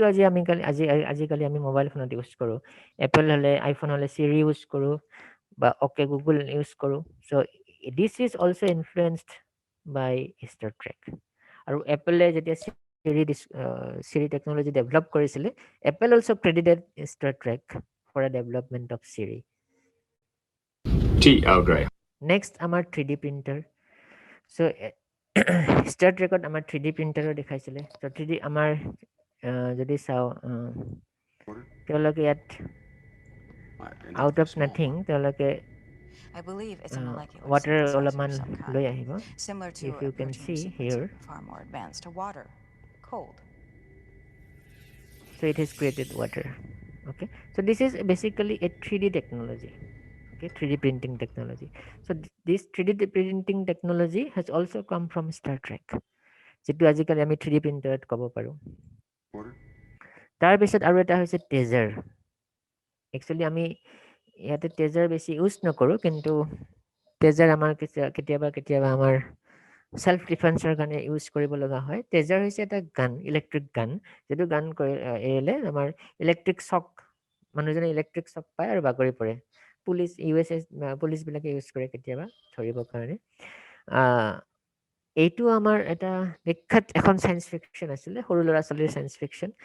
টম সুইফট ওকে টম সুইফটৰ বহুত কেটা কপি আহিছিল ইটস লাইক আৱাৰ টিংকল আমাৰ যেনেকে ইণ্ডিয়াত টিংকল আছে বা চন্দ্ৰমামা আছে ঠিক তেনেকে ইউএস টম সুইফট আছিল আৰু হেটো টম সুইফটক আহিছিল উলিয়াইছিল ভিক্টৰ এপলটন বুলি এটা পাবলিশিং হাউস আছিল ভিক্টৰ এপলটন অথৰ নহয় ভিক্টৰ এপলটন এটা পাবলিশিং হাউস আৰু সেই পাবলিশিং হাউসে টম সুইফটৰ কিছুমান ষ্টৰী লিখিছিলে টিংকল টাইপৰ তাত এটা আহিছিল ইলেক্ট্ৰিক ৰাইফল সেই ইলেক্ট্ৰিক ৰাইফলৰ ওপৰত ভিত্তি কৰিয়ে পিছত নাসাৰ যিজন সাইন্টিষ্ট জেক ক্লভাৰে আমাৰ টেজাৰ আৱিষ্কাৰ কৰিছিলে টেজাৰৰ সম্পূৰ্ণ নামতেই টম সুইফটৰ নামটো সোমাই আছে টেজাৰ মিন্স থমাস এ সুইফটছ ইলেক্ট্ৰিক ৰাইফল টেজাৰ গতিকে নাসাৰ সাইন্টিষ্ট জেক ক্লভাৰে সেই গানটোৰ নামো সেই সায়েন্স ফিকশন সিৰিজৰ নামতেই দিছিলে থমাস এ সুইফটছ ইলেক্ট্ৰিক ৰাইফল আৰু হি কেনেকৈ কাম কৰে আমি যদি চাও যদি তাৰ ডিটেইলছ সাইন্টিফিক হেতু চাও যে ইয়াৰ পৰা কিছুমান তোমাৰ ইলেক্ট্ৰড দুটা ইলেক্ট্ৰড আছে সেই ইলেক্ট্ৰড দুটা বস্তু যেনেকৈ বান্ধি ৰখা হয় সি ওলাই যায় আৰু ইলেক্ট্ৰড দুটাৰে তোমাৰ বেটাৰী কানেক্টেড থাকে সি তোমাৰ কিছুমান কাৰেন্ট পাস কৰি দিয়ে তাৰ পৰা আমি পাওঁ so this is how it works then self-driving cars okay again we have to go to Isaac Asimov ইমানে ইনফ্লুয়েন্স কৰিছে বিজ্ঞানক বহুত ধৰণে ইনফ্লুয়েন্স কৰিছে তেওঁ ইভেন সেলফ ড্ৰাইভিং কাৰত এটা সৰু গল্প লিখিছিলে আইজাক আছিমফে বহুত ডাঙৰ কিতাপ লিখিছে তাৰ ভিতৰত এটা সৰু ছুটি গল্প লিখিছিলে সেলি তো সেই সেলিত তেওঁ কিছুমান সেলফ ড্ৰাইভিং গাড়ীৰ বিষয়ে কৈছিলে আৰু ইন্টাৰেষ্টিংলি সেলি তেওঁ অকল টেকনলজিৰ ওপৰতে লিখা নাছিলে সেলি তেওঁ সোসাইটিৰ ওপৰতে লিখিছিলে সোসাইটিৰ ৰেচিয়েল ডিসক্ৰিমিনেশন এইবিলাকৰ ওপৰত তেওঁ এটা সৰু ছুটি গল্প লিখিছিলে আৰু তাত তেওঁ প্ৰথমে সেলফ ড্ৰাইভিং গাড়ীৰ বিষয়ে কৈছিলে 1964ত ওকে আৰু এই 1964ত আইজাক আছিমফে যেটো কথা কৈছিলে হেতু 2017 চনত আমি দেখিলো Waymo's self-driving car এইখন এখন আমাৰ প্ৰথম Waymo যেটো কোম্পানী আমেৰিকান কোম্পানী Waymo প্ৰথম self-driving car উলিয়াইছিল 1917 চনত so Waymo also gave credit to Isaac Asimov আৰু ইয়াৰ টেকনলজিটো যদি চাও এই কিছুমান টেকনলজি ইউজ কৰে যায় ওয়্যাৰলেস কমিউনিকেশন থাকে ইয়াৰ ওপৰত এইটো যেটো দেখিছা হেতু লিডাৰ সেন্সৰ থাকে আজিকালি যেটো এপলৰ আইফোন 12 যেটো প্ৰো মেক্স তাত তোমাৰ লিডাৰ টেকনলজি দিছে লিডাৰ টেকনলজি যে 3D 3D sensor এতিয়া I have iPhone 12 but it's not Pro Max যেটো Pro Max সত আছে তাত লিডাৰ টেকনলজিটো দিছে সো তাত 3D মানে 3D ভিউ গ্ৰাফিক্যাল ভিউটো কৰিব পাৰে সো ইয়াত এটা লিডাৰ টেকনলজি থাকিব হি 3D ভিউটো ল'ব গোটেই ৰাস্তাৰ বা সাৰাউণ্ডিংৰ তাৰ পিছত কিছুমান লং ৰেঞ্জ শৰ্ট ৰেঞ্জ ৰাডাৰ থাকিব তাৰ পিছত পেডেষ্ট্ৰিয়ান সেন্সৰ কিছুমান থাকিব যদি সন্মুখৰে হঠাৎ আহি যায় মানুহ কি হ'ব তেতিয়া অটো ব্ৰেকিং সিস্টেম আহিব সো এনেকুৱা ধৰণৰ কিছুমান টেকনলজি ইউজ কৰি আমাৰ সেলফ ড্ৰাইভিং গাড়ীখন বনোৱা হৈছে এণ্ড হোৱাট ইজ ফিউচাৰ আমি ক'ব পাৰো যে the future Apple is trying to make a car we don't know yet but whatever the leak news from Apple so this is some predicted car by Apple so this is also self driving car এইখন আমাৰ self driving গাড়ী হ'ব ইয়াৰ পিছত আমি ক'ব পাৰো আজিৰ জেনেৰেশ্যনত আমি ইউজ কৰো বহুতে ইয়াৰবাড তোমাৰ আহিছিলে ফাৰেনহাইট 451 মই আগতে নামটো কৈছিলো ৰে ব্ৰেডবেৰী বিখ্যাত ৰাইটাৰ ৰে ব্ৰেডবেৰী তেওঁৰ এখন ফাৰেনহাইট 451 বুলি কিতাপ আছে সায়েন্স ফিকশন কিতাপ তাৰ তেওঁ লিখিছিলে হেতু তাত তেওঁ কিছুমান সি সেল ৰেডিঅ'ৰ কথা কৈছিলে মই ইয়াত লিখিছো সি সেল ৰেডিঅ' এই সি সেল ৰেডিঅ' বিলাক কি আছিল মই ইয়াত দেখিছো তো সি সেল ৰেডিঅ' তোমাৰ এনেকুৱা ধৰণৰ আছিল কিছুমান যেটো কানত এনেকৈ সোমাই ল'ব পাৰি it is exactly look like our earbud now এইটো যেটো দেখুৱাইছে Apple's earbud so এনেকুৱা ধৰণৰ earbud আমাৰ Fahrenheit 451 তে আছে বহুত আগতে and how it works how earbud works actually earbuds or main technology to কি হেতু হৈছে noise cancellation is the main thing এটা noise cancellation to কেনেকৈ কৰে noise cancellation to কৰে আমি মই যদি ইয়াত এটা গান বজাই থাকো যদি মই ফোনৰ পৰা গানটো বজাও ফোনৰ পৰা গানটো বজাই যাব ইয়াত মাইক্ৰোফোনে পিক আপ কৰিব আৰু তাৰপিছত মই গানটো শুনা পাম কিন্তু ইয়াৰ লগত কি হ'ব ৰাস্তাৰ যিবিলাক সাউন্ড আছে গাড়ীৰ সাউন্ড আছে সেইবিলাকো পিক আপ কৰিব সো সেইবিলাকো তোমাৰ আহিব now how noise cancellation works হি কি কৰিব যিবিলাক মোৰ ডিভাইচৰ পৰা সাউন্ড অহা নাই যিবিলাক বাহিৰৰ পৰা সাউন্ড আহিছে সেই বাহিৰৰ পৰা অহা সাউন্ড বিলাকৰ ওয়েভলেংথৰ এটা ৰিভাৰ্স ওয়েভলেংথ ক্ৰিয়েট কৰিব মানে ৰিভাৰ্স ফ্ৰিকুৱেন্সি এটা ক্ৰিয়েট কৰিব সেই ৰিভাৰ্স ফ্ৰিকুৱেন্সিটোক আকৌ তোমাৰ ফিডবেক কৰি পেলাই এই ফ্ৰিকুৱেন্সিটোৰ লগত মিক্স আপ কৰি দিব গতিকে ই মোৰ ডিভাইচৰ সাউন্ড লৈ আছে এইটোৱে মোৰ বাহিৰৰ সাউন্ড লৈ আছে এতিয়া ইয়াৰ ভিতৰতে মেকানিজম থাকিব এই বাহিৰৰ পৰা যিটা সাউন্ড আহিছে তাৰ ৰিভাৰ্স ফ্ৰিকুৱেন্সি এটা ক্ৰিয়েট কৰি তাৰ লগত মিক্স কৰি দিব এতিয়া এটা ফ্ৰিকুৱেন্সি আপ থাকিলে তাৰ ৰিভাৰ্স ফ্ৰিকুৱেন্সি থাকিলে দুটা কেনসেল আউট হৈ গ'ল গতিকে তোমাৰ বাহিৰৰ সাউন্ডটো কেনসেল হৈ গ'ল অকল তোমাৰ ডিভাইচৰ পৰা অহা সাউন্ডটো থাকি গ'ল so this is how noise cancellation works and this is also from a very old science fiction book Fahrenheit 451 তাৰ পিছত যদি আমি আহো এটমিক পাৱাৰ আজিৰ দিনত বহুত ইম্পৰ্টেন্ট আমাৰ শক্তিৰ কাৰণে সেইকাৰণে লাগে আৰু এইখন আমি one of the greatest science fiction writer H.G. Wells এখন কিতাপ লিখিছে The World Set Free তেওঁ এটমিক এনাৰ্জি বিষয়ে কৈছে অণুবিলাকক কেনেকৈ ভাঙি এনাৰ্জি ক্ৰিয়েট কৰিব পাৰি তাৰ বিষয়ে কৈছে হয়তো ডিটেইলছ কোৱা নাই কিন্তু তেওঁ অণুবিলাকক এটমবিলাকক ভাঙিব পৰাৰ কথাটো কৈছে আৰু সেইটো কথা লৈয়ে আমাৰ বিখ্যাত scientist Leo Szilard I think you know that Leo Szilard is the main man behind atomic energy and this is Leo Szilard discussing with Albert Einstein আমি যদিও Albert Einstein ভাবি থাকো but physicsৰ মানুহে ক'ব গ'লে atomic core main মানুহ Albert Einstein নহয় Leo Szilard হে main মানুহ হয় Albert Einstein just এটা formula দিছিলে mass can be converted to energy তেওঁ atomic energy ওপৰত Leo Szilard কি কৰিছিলে ইভেন আইনষ্টাইনে ৰুজভেল্টক এখন চিঠি লিখিছিলে যে আমি এটমিক এনাৰ্জি কৰিব লাগে আমেৰিকাত সেই চিঠিখন লিখিবৰ কাৰণে লিও শিলাৰ্ডে আইনষ্টাইনক কৈছিলে so Leo Szilard was the main man তেওঁৰ কাৰণে আইনষ্টাইনে ৰুজভেল্টক চিঠি লিখিছিলে আৰু সেই চিঠিখনৰ কাৰণেই মানহাটন প্ৰজেক্ট আহিছিলে আৰু মানহাটন প্ৰজেক্টৰ ডিৰেক্টৰ আছিলে অপেনহেমাৰ বিখ্যাত পদাৰ্থ বিজ্ঞানী চ' এনেকৈ আমাৰ এটমিক এনাৰ্জিৰ জন্ম হৈছিলে আৰু সেইটো আমি চায়েন্স ফিকশ্যনৰ পৰাই পাইছোঁ লিঅ' চিলাৰ্ডে নিজেই কৈছে যে I am inspired by H.G. Wells গতিকে এইখিনি এতিয়ালৈকে মই চায়েন্স ফিকশ্যনৰ বিষয়ে ক'লোঁ চায়েন্স ফিকশ্যনে কেনেকৈ আমাক হেল্প কৰিছে সেই বিষয়ে ক'লোঁ আৰু মই দুটামান শ্লাইড কৰিছোঁ জাষ্ট 9টা বাজিলে সেইটো হ'ল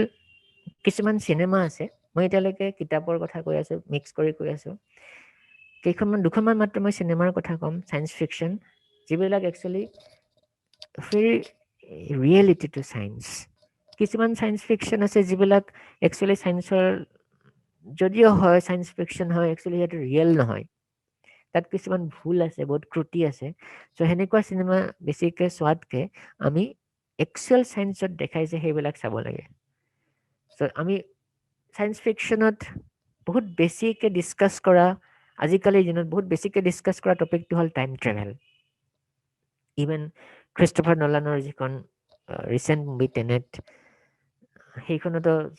আমাৰ এই টাইম ট্ৰেভেলৰ বিষয়ে কোৱা হৈছে যদিও ক্ৰিষ্টফাৰ নলান বহুত বিখ্যাত যদিও হয় মই যদিও বহুত বেছি ভাল নাপাওঁ আই লাইক বাট বহুত বেছি মই তেওঁক বিখ্যাত বুলি নকওঁ তেওঁ গ্ৰেট বুলি নকওঁ he is a very good director গতিকে তেওঁ এনেকুৱা ওপৰত চিনেমা বনাইছে কিন্তু টাইম ট্ৰেভেলৰ ওপৰত যদি ক'ব লাগে বিখ্যাত চিনেমা শ্ৰেষ্ঠ চিনেমা ইটছ প্ৰাইমাৰ এখন বহুত কম বাজেটত বনোৱা চিনেমা এজন বহুত কম বয়সীয়া ল'ৰাই বনোৱা চিনেমা চেন কাৰুট তেতিয়া এৰাউণ্ড 32 or 34 ইয়াৰ্ছৰ আছিলে যেতিয়া চিনেমাখন বনাইছিলে 2004 চনত তেওঁ ইউনিভাৰ্চিটিৰ পৰা মাষ্টাৰ ডিগ্ৰী ইঞ্জিনিয়াৰিঙত কৰি পেলাইয়ে তেওঁ চিনেমাৰ প্ৰতি আকৃষ্ট হয় কাৰণে এখন চিনেমা বনাইছিলে বহুত কম বাজেটত সেইকাৰণে চিনেমাখন যদি চোৱা তাৰ এইবিলাক এফেক্টবিলাক বহুত বেয়া কেমেৰাৰ কাৰণ বহুত বেয়া কোৱালিটি ইউজ কৰিছে কিন্তু কনচেপ্টত চিনেমাখন ইটছ ইউনিক ত' টাইম ট্ৰেভেলৰ যদি ওপৰত যদি চিনেমা চোৱা তোমালোকে প্ৰাইমাৰখন চাব পাৰা আৰু প্ৰাইমাৰৰ কাহিনীটো জাষ্ট মই এটা স্মল পৰ্চন এটা কৈ দিছোঁ যে তাত দুজন ফ্ৰেণ্ড আছে এবে এণ্ড এৰন এতিয়া তেওঁলোকে এটা মেচিন বনালে যিটো টাইম ট্ৰেভেল কৰিব পাৰে এতিয়া বাকী চিনেমাৰ লগত এই চিনেমাখনৰ ডিফাৰেঞ্চটো হ'ল এই চিনেমাত টাইম ট্ৰেভেলটো সেই মেচিনটো অন কৰা সময়লৈকেহে কৰিব পাৰে এনে কৰিব নোৱাৰে গতিকে সেই মেচিনটো অন কৰিব লাগিব কোনোবাই গতিকে 9টা বজাত এবে আহি পেলাই সেই মেচিনটো এতিয়া তেওঁলোকে এবে আৰু এৰন আছিলে তেওঁলোকে এই মেচিনটো বনাই কি কৰিব বিচাৰিছিলে তেওঁলোকে ধন ঘটিব বিচাৰিছিলে শ্বেয়াৰ ষ্টকৰ পৰা কাৰণ তেওঁলোকে যদি ফিউচাৰত গৈ শ্বেয়াৰ ষ্টক কি হৈছে গম পাই যায় তাৰপিছত যদি তেওঁলোকে বেক আহি যদি আকৌ পিছত সেইখিনি সময়লৈকে যাব পাৰে সেই তেওঁলোকে শ্বেয়াৰ ষ্টক অলৰেডি গম পাব গতিকে সেইমতে পইচা লগাই পেলাই বেছিকৈ পইচা পাব পাৰিব সেইটো কনচেপ্ট লৈছিলে সেইকাৰণে ছাপ'জ মানডে 9টা বজাত এবে আহি পেলাই তোমাৰ মেচিনটো অন কৰিলে মেচিনত সোমাই গ'ল তাৰপিছত তেওঁ গৈ এখন হোটেলত সোমাই থাকিলে হোটেলত সোমাই থাকি তেওঁ ফিউচাৰত গৈ আছে তাৰপিছত গৈ তেওঁ শ্বেয়াৰ ষ্টকৰ ডিটেইলছটো ল'লে তাৰপিছত তেওঁ তাতে 6 ঘণ্টা থাকিলে 3টা বজাত তেওঁ আকৌ ৰিটাৰ্ণ বেকটো হ'ল মেচিনৰ ছেকেণ্ড এণ্ডৰ পৰা আকৌ ৰিটাৰ্ণ কৰিলে 9টা বজালৈকে এতিয়া যদি আমি চাওঁ 9টা বজাত দুজন মানুহ হৈ গ'ল এজন 3টা বজালৈকে থাকি পেলাই যিজন ঘূৰি আহিলে আৰু যিজন যাব ওলাইছে 9টা বজাত ৰাতিপুৱা গতিকে দুজন এবে হৈ গ'ল ছাপ'জ আমি 0 আৰু 1 বুলি ধৰিলোঁ এইটো হৈছে 0 এবে আৰু এইটো হৈছে 1 এবে এইটো হৈছে 9টা বজাত ৰাতিপুৱা আহি পেলাই হোটেললৈকে লুকাব গৈছিলে আৰু পিছত টাইম ট্ৰেভেল কৰি পেলাই যিজন 9টা বজাত আকৌ ঘূৰি আহিলে সেইজন হৈছে 1 এবে 1 ছাপ'জ তাৰপিছত এবে 1ৰ হাতত কি থাকিব অলৰেডি 3টা বজাৰ ইনফৰমেশ্যনটো থাকিব গতিকে এবে 1এ অলৰেডি এতিয়া 9টা বজাৰ পিছত তেওঁ 10টা 11টা 12টালৈকে গৈ থাকিব আৰু শ্বেয়াৰ ষ্টকৰ অলৰেডি যিহেতু জানে গতিকে সেইমতে তেওঁ কাম কৰিব এইখিনি সময়ত তেওঁ হোটেলত কিয় আছে কাৰণ দুজন মানুহতো একেলগে থাকিব নোৱাৰে এইখিনি সময়তো দুজন মানুহ একেলগে এক্সিষ্ট হৈ গ'ল গতিকে তেওঁলোকে যাতে মানুহখিনিক দুজন মানুহ হিচাপে ইনফ্লুৱেঞ্চ কৰিব নোৱাৰে সেইকাৰণে এজনে হোটেলৰ ভিতৰত সোমাই গ'ল তাৰপিছত 3টা বজাত আগৰজন 0জন আকৌ সোমাই দিলে তাৰপিছত ৰিটাৰ্ণ বেক কৰিলে এতিয়া টাইম ট্ৰেভেলটো ইয়াত বন্ধ হৈ গ'ল চ' সেইজন নাইকিয়া হৈ গ'ল চ' এনেকৈ তোমাৰ টাইম ট্ৰেভেলটো বনাইছিলে যদিও এইটো বহুত সংক্ষেপে মই কৈছোঁ বহুত ইজিলি মই কৈছোঁ তাৰ ভিতৰত বহুত কথা আছে আৰু চিনেমাখন বিখ্যাত হোৱাৰ আৰু এটা কথা আছে চিনেমা ইয়াত ই এখন বেলেগ বেলেগ প্লট ইউজ কৰিছে ঠিক আছে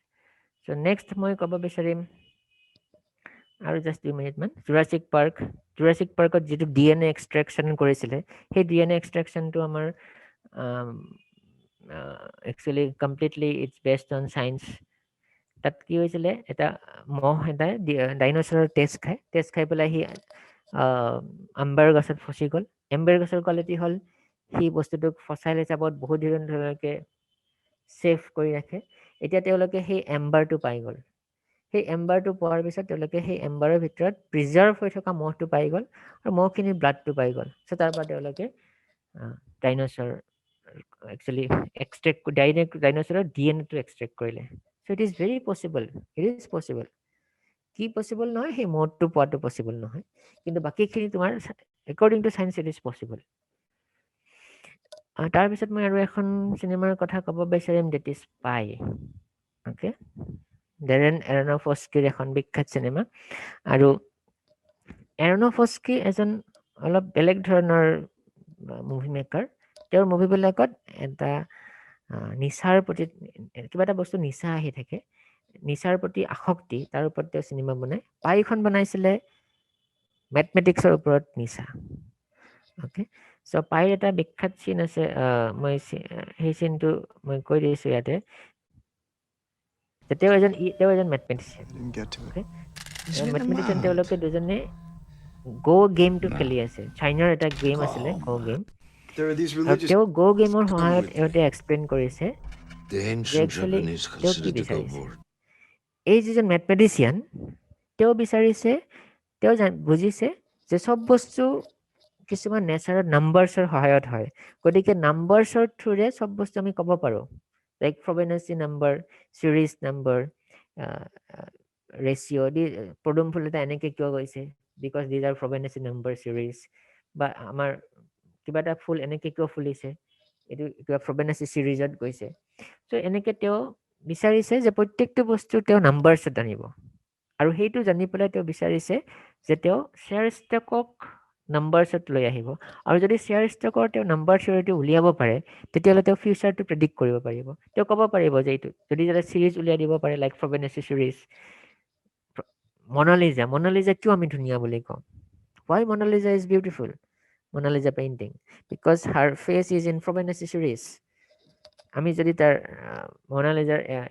মডেলৰ নাকৰ পৰা ষ্টাৰ্ট কৰি যদি আমি স্পাইৰেলি চাওঁ দিছ ইজ এ ফ্ৰবেনাচি চিৰিজ কমপ্লিট চ' ইমান আৰ্টিষ্ট এজনে ইমান নিখুঁতভাৱে বনোৱাটো বহুত টান that's why Mona Lisa is famous so' এওঁ কি কৰিছে এওঁ তেনেকুৱা কৰিব বিচাৰিছে বাট শ্বেয়াৰ ষ্টকৰ ক্ষেত্ৰত কিন্তু এই যিজন বুঢ়া মানুহ আছে তেওঁ বুজাইছে যে সেইটো পচিবল নহয় কিয় পচিবল নহয় তেওঁ ধুনীয়াকৈ বুজাইছে কাৰণ যিটো আমি গেম আছে গেমত এনেকুৱা ধৰণৰ কিছুমান সজোৱা গেম এটা দুজন মানুহে খেলে আৰু এবাৰ এটা সজোৱাৰ পিছত গেমৰ কিছুমান ৰুল আছে মই গোটেইকেইটা ৰুল নাজানো 2-এটা ৰুল জানো চ' এটা ৰুল হ'ল যে এটা গুটি থোৱাৰ পিছত তাৰ এটলিষ্ট এটা এডছ খালী থাকিব লাগিব 4টা এডছ থাকিব এনেকৈ এটলিষ্ট এটা এডছ খালী থাকিব লাগিব okay that is one rule completely sea bound হ'ব যাব নোৱাৰে তেনেকৈ কোনে জিকে যোনে বেছি অধিকাৰ কৰিব পাৰে যোনে বেছি স্পেচ ল'ব পাৰে তেওঁ জিকি যায় actually so' this is A game of what this is A game of কেৱছ okay this is A game of কেৱছ যোনে বেছি কেৱেটিক কণ্ডিশ্যন ক্ৰিয়েট কৰিব পাৰে he will one the game so' this is exactly the এন্ট্ৰপি theory of physics থাৰ্মোডাইনামিক্সৰ যিটো আছে আমাৰ এন্ট্ৰপি increases আমাৰ বহুত সময়ত বহুত টিচাৰে কৈ দিয়ে এন্ট্ৰপি ইজ ডিছঅৰ্ডাৰলিনেছ এন্ট্ৰপি যদি একজেক্টলি পদাৰ্থ বিজ্ঞানত ক'ব যাওঁ তেনেহ'লে এন্ট্ৰপি আমাৰ ডিছঅৰ্ডাৰলিনেছ নহয় ডিছঅৰ্ডাৰলিনেছ হায়াৰ ছেকেণ্ডেৰী লেভেলত ক'লে ঠিকে আছে BSc বা MSc লেভেলত আমি এন্ট্ৰপিক ডিছঅৰ্ডাৰলিনেছ বুলি ক'ব নোৱাৰোঁ এন্ট্ৰপিক আমি কি বুলি কওঁ যে how the quantum number of states are arranged in how many ways a state can be arranged that is entropy okay so' যেতিয়া আমাৰ ষ্টেট এটা আমাৰ ইকুইলিব্ৰিয়ামৰ পিনে গুচি যায় তেতিয়া আমাৰ নাম্বাৰ অফ ষ্টেট আমাৰ বাঢ়ি যায় বেছিকৈ সজাব পৰা গুণলৈ গুচি যায় চ' সেনেকৈ আমাৰ বস্তুটো যদি ভাঙি যায় ভাঙি গ'লে আমি কোৱাণ্টাম ষ্টেটটো বেছিকৈ সজাব পৰা চিটুৱেশ্যন পাই যাওঁ চেছ বৰ্ড এখন আছে তাত আমি ঘোঁৰাটো কিমান ধৰণে সজাব পাৰোঁ এটা লিমিটেড কণ্ডিশ্যনত সজাব কিন্তু চেছ বৰ্ডৰ যদি ঘৰবিলাক বেছি কৰি দিম আৰু নতুন নতুন ঘৰ এড কৰি দিম তেতিয়াহ'লে আৰু বেছিকৈ সজাব পাৰিম so' that is the concept of entropy so' এইটো তোমাৰ গেমটো তেনেকুৱা ধৰণৰ গতিকে তেওঁ কৈছে যে যিহেতু তোমাৰ গোটেই বস্তুটো কেৱেটিক ইউনিভাৰ্ছখনো কেৱেটিক গতিকে কমপ্লিট নাম্বাৰ থিয়ৰী আমি পাব নোৱাৰোঁ কিন্তু এই মেথমেটিচিয়ানজনে তাৰপিছত কৈছে যে নহয় কিয় নহয় কাৰণ যেতিয়া সি মোৰ এণ্ড মোৰ কেৱেটিকৰ পিনে যাব তেতিয়া লাহে লাহে লাহে লাহে চেচুৰেশ্যনৰ পিনে যাব গতিকে এটা সময়ত হয়তো আমি তাক ধৰিব পৰা হ'ম কাৰণ গেম গড আমাৰ ইমানটো ডিজঅৰ্ডাৰলিনেছ হ'বই নোৱাৰে কমপ্লিট সেইটোৰ ওপৰত যিখন চিনেমা বনাইছিলে ডেট ইজ পাই ইয়াৰ পিছত আৰু মই বেছি নকওঁ মই শেষ কৰিছোঁ 2001 স্পেচ অডিচি কাৰণ এই 2001 space Odissi is a big I think the greatest movie of all time the greatest science fiction of all time okay আৰু এইখন চোৱা সময়ত তোমালোকে চাব লাগিব হাউ ষ্টেনলি কিউব্ৰিক ইউজ পাৰ্চপেক্টিভ শ্বটছ আমি যদি এনেকৈ চাওঁ চিনেমা চোৱাৰ কিছুমান নিয়ম আছে চিনেমা কিছুমান গ্ৰামাৰ আছে চ' তেওঁ কিছুমান পাৰ্চপেক্টিভ শ্বট ইউজ কৰিছে আৰু এইটোৱে নহয় আমি 2001 স্পেচ অডিচিৰ ওপৰত ইভেন মানুহে নেচাৰত পাব্লিকেশ্যন কৰিছে nature is the most greatest research paper আমি নেচাৰত পাব্লিছ কৰিব পৰা নাই মানে ইণ্ডিয়াৰ পৰাই বহুত কম মানুহে নেচাৰত পাব্লিছ কৰিব পাৰে কিন্তু তেওঁলোকে চিনেমা এখনৰ ওপৰতে নেচাৰত পাব্লিছ কৰি দিছে okay so' this is a thing so' এইখন আমাৰ 2001 স্পেচ অডিচি চ' পিছত আমাৰ কেতিয়াবা সময় হ'লে আমি ইন ডিটেইল আৰু 2001 স্পেচ অডিচিৰ ওপৰত আমি কথা পাতিম আজি মই 2001 স্পেচ অডিচি ৰাখি দিলোঁ আৰু লাষ্টত মই আৰু এখন কনফাৰেঞ্চত মই এইটো কথা কৈছিলোঁ যে কেনেকৈ আমাৰ লুকিংটো আমাৰ কেনেকুৱা হ'ব লাগে চ' আমি এখন সাধাৰণ পষ্টাৰ এখন ল'লোঁ suppose the silence of the লেম্পছৰ পষ্টাৰ এইখন এখন সাধাৰণ চিনেমাৰ পষ্টাৰ যেন লাগিব কিন্তু যদি আমি গোয়িং ডিপ চাওঁ এই পষ্টাৰখনৰ ভিতৰত গোটেইখিনি এক্সপ্লেনেশ্যন আছে এই চকুটো ৰঙা কি বুজাইছে আমাৰ ড্ৰাকুলা বুজাইছে ড্ৰাকুলা আমাৰ কেনেকৈ পেৰাচাইটিক বিহেভিয়াৰ হিউমেন বুজাইছে লেফ্ট চাইড ব্ৰাইট ডাৰ্ক ইটো চাইড ব্ৰাইট ইটো চাইড ডাৰ্ক সেইটোৱে কি বুজাইছে সেইটো আছে অ'কে তাৰমানে পাষ্টটো তোমাৰ ইন'চেঞ্চ বাট ফিউচাৰ ইজ ডাৰ্ক তাৰপিছত দিছ ইজ এ মথ এই মথটোৱে কিবা ডেঞ্জাৰ বুজাইছে এইটো আমাৰ স্কাল যেন লাগিছে এটা স্কাল যেন লাগিছে চ' স্কালটোৱে ডেথ বুজাইছে কিন্তু আমি যদি ইভেন ডিপাৰ যাওঁ আমি সেই স্কালটোৰ ভিতৰতো কিছুমান আৰু আৰ্টিষ্টিক বস্তু দেখিবলৈ পাওঁ চ' এইবিলাকে আমাৰ আৰু ইন ডিপাৰ বস্তু বুজাইছে চ' সাধাৰণ এইখন এখন ফিল্মৰ পষ্টাৰ কিন্তু এই সাধাৰণ মথটোৰ ভিতৰত কিমান ডিটেইলছলৈকে কথা আছে চ' একচুৱেলি আমাৰ এনালাইচিছ আমাৰ ডিপনেছৰ ওপৰত ডিপেণ্ড কৰে so' always try to look deep thank you with this I request Wahidur thank you sir আপোনাৰ ছেশ্যনটো সঁচাকৈ বহুত আকৰ্ষণীয় আছিল আৰু বহুত কথা শিকিব পাৰিলো আমাৰ ইয়াৰ পিছতে আমি লগে লগে আমি আমাৰ দৰ্শকৰ কুৱেশ্যনৰ ফালে যাম আমাৰ Q&A ছেশ্যনৰ ফালে আমাৰ ফাৰ্ষ্ট ছেশ্যনটো আহিছে ফাৰ্ষ্ট কুৱেশ্যনটো আহিছে অনন্যা কাশ্যপৰ পৰা তেওঁ সুধিছে for long humans have been looking for immortality at all cost do you think it will lead to our eventual dehumanization how is immortality and transcendence depicted in our science fiction ইমৰ্টেলিটি তো মই এতিয়ালৈকে personally মই ইমৰ্টেলিটি হ'ব বুলি ভবা নাই আৰু ইমৰ্টেলিটিৰ ওপৰত মই বহুত বেছি কিতাপ এতিয়ালৈকে ষ্টাডি কৰা নাই দুই এখনেই পঢ়িছোঁ গতিকে মই নাভাবোঁ যে ইমৰ্টেলিটি হ'ব পাৰে বুলি মই ভবা নাই এতিয়ালৈকে ত' মই সেইটোৱে ক'ম আৰু চায়েন্স ফিকশ্যনত ইমৰ্টেলিটি কিছুমান কিতাপত আহিছে কিন্তু মই ইন ডিটেইলছ এতিয়ালৈকে পঢ়া নাই গতিকে যেতিয়া মই পঢ়িম তেতিয়াহে ক'ব পাৰিম Ananya thanks for the question কিন্তু মই বহুত বেছি পঢ়া নাই একচুৱেলি ইমৰ্টেলিটিৰ ওপৰত তেওঁ আৰু এটা কুৱেশ্যন সুধিছে Yes, yes. in most science fiction existence of God is denied. So is science fiction and atheist literally genre?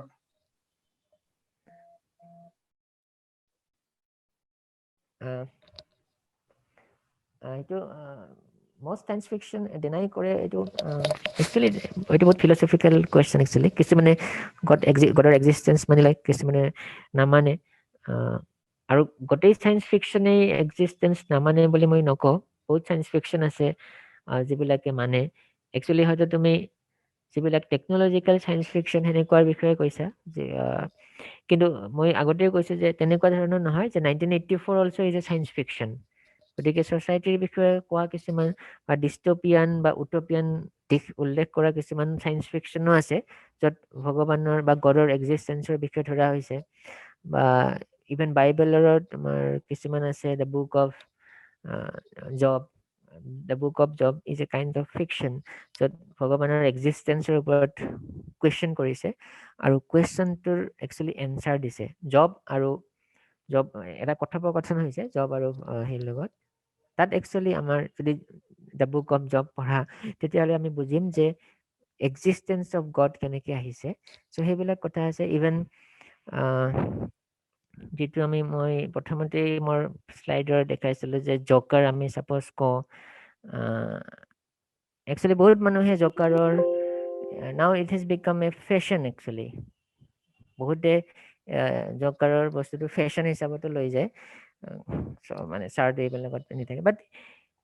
Joker has a very deep root in Bible so' বাইবেলৰ কিছুমান বহুত ডিপ ৰুটৰ পৰা এক্সিষ্টেন্স অৰ non এক্সিষ্টেন্স of গডৰ কিছুমান ধাৰণা আছে seven crimes of হেল আছে সেই seven crimes of হেলৰ ওপৰত ভিত্তি কৰি এইবিলাকৰ ওপৰত ভিত্তি কৰি জকাৰৰ কেৰেক্টাৰটো অনা হৈছে গতিকে মই ভাবোঁ কিছুমান মানুহ দুজনৰ মানসিকতা থাকিবই কিছুমানে ভগৱানৰ ওপৰত বিশ্বাস কৰিব কিছুমানে নকৰিব গতিকে সেইলৈ বেলেগ বেলেগ ধৰণৰ থাকিব আৰু যোৱা ধৰণকে মই এটা লিটাৰেচি জনৰ বুলি ধৰি ল'ম মানে মই যিটো ধৰিম আৰু কাৰণ আমি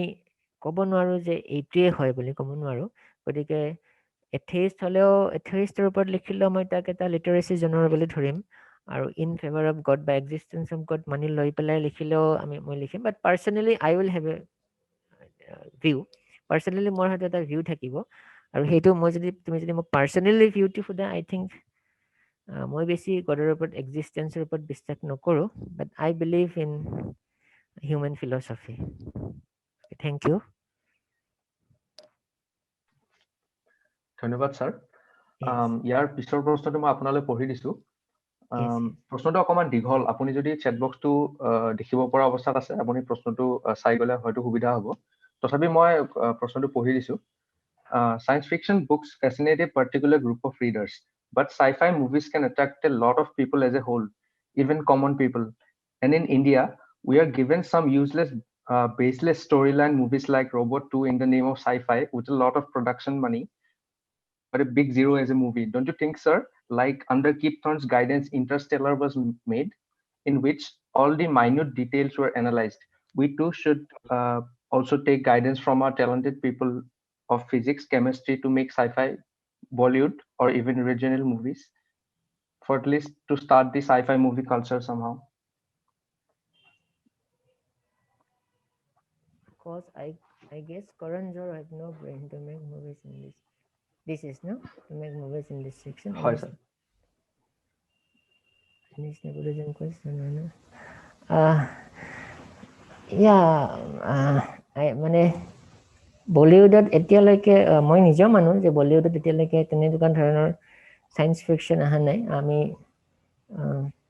অকল সায়েন্স ফিকশনে নহয় বলিউডৰ মই চিনেমাবিলাকেই হয়তো মই চিনেমা নহয় বুলিয়ে ক'ম অলমষ্ট গতিকে আমি সঁচাকৈ তোমাৰ এইটো কথাটো ঠিকে আছে আমি ট্ৰাই কৰিব লাগে চ' মানুহবিলাকে ট্ৰাই কৰিব লাগে কিন্তু আৰু দুটামান কথা হ'ল যে যোৱাকালি ভৱেন্দ্ৰনাথ শইকীয়াৰ জন্মদিন বাৰ্থডে আছিলে চ' ভৱেন্দ্ৰনাথ শইকীয়াক এখন কিতাপ আছে এজন ব্যক্তি এখন বিশাল আকাশ তাত তেওঁক এটা কুৱেশ্যন কৰিছিলে যে আপোনাৰ চিনেমাবিলাক জেনেৰেলি কিছুমান লিমিটেড মানুহে চায় So আপুনি জনপ্ৰিয় চিনেমা বনাব নোৱাৰে নেকি বা আপুনি জনপ্ৰিয় চিনেমা কিয় নবনায় তাৰ উত্তৰত ভৱেন্দ্ৰনাথ শইকীয়াই কৈছিলে যে একচুৱেলি মই যিটো বস্তু জানো মানে বহুত সেই বস্তুটোক মই বেলেগক বুজাবৰ কাৰণে ট্ৰাই কৰিব লাগে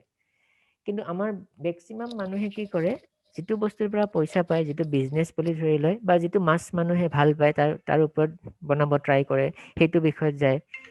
ওকে কিন্তু সেইটো নহয় একচুৱেলি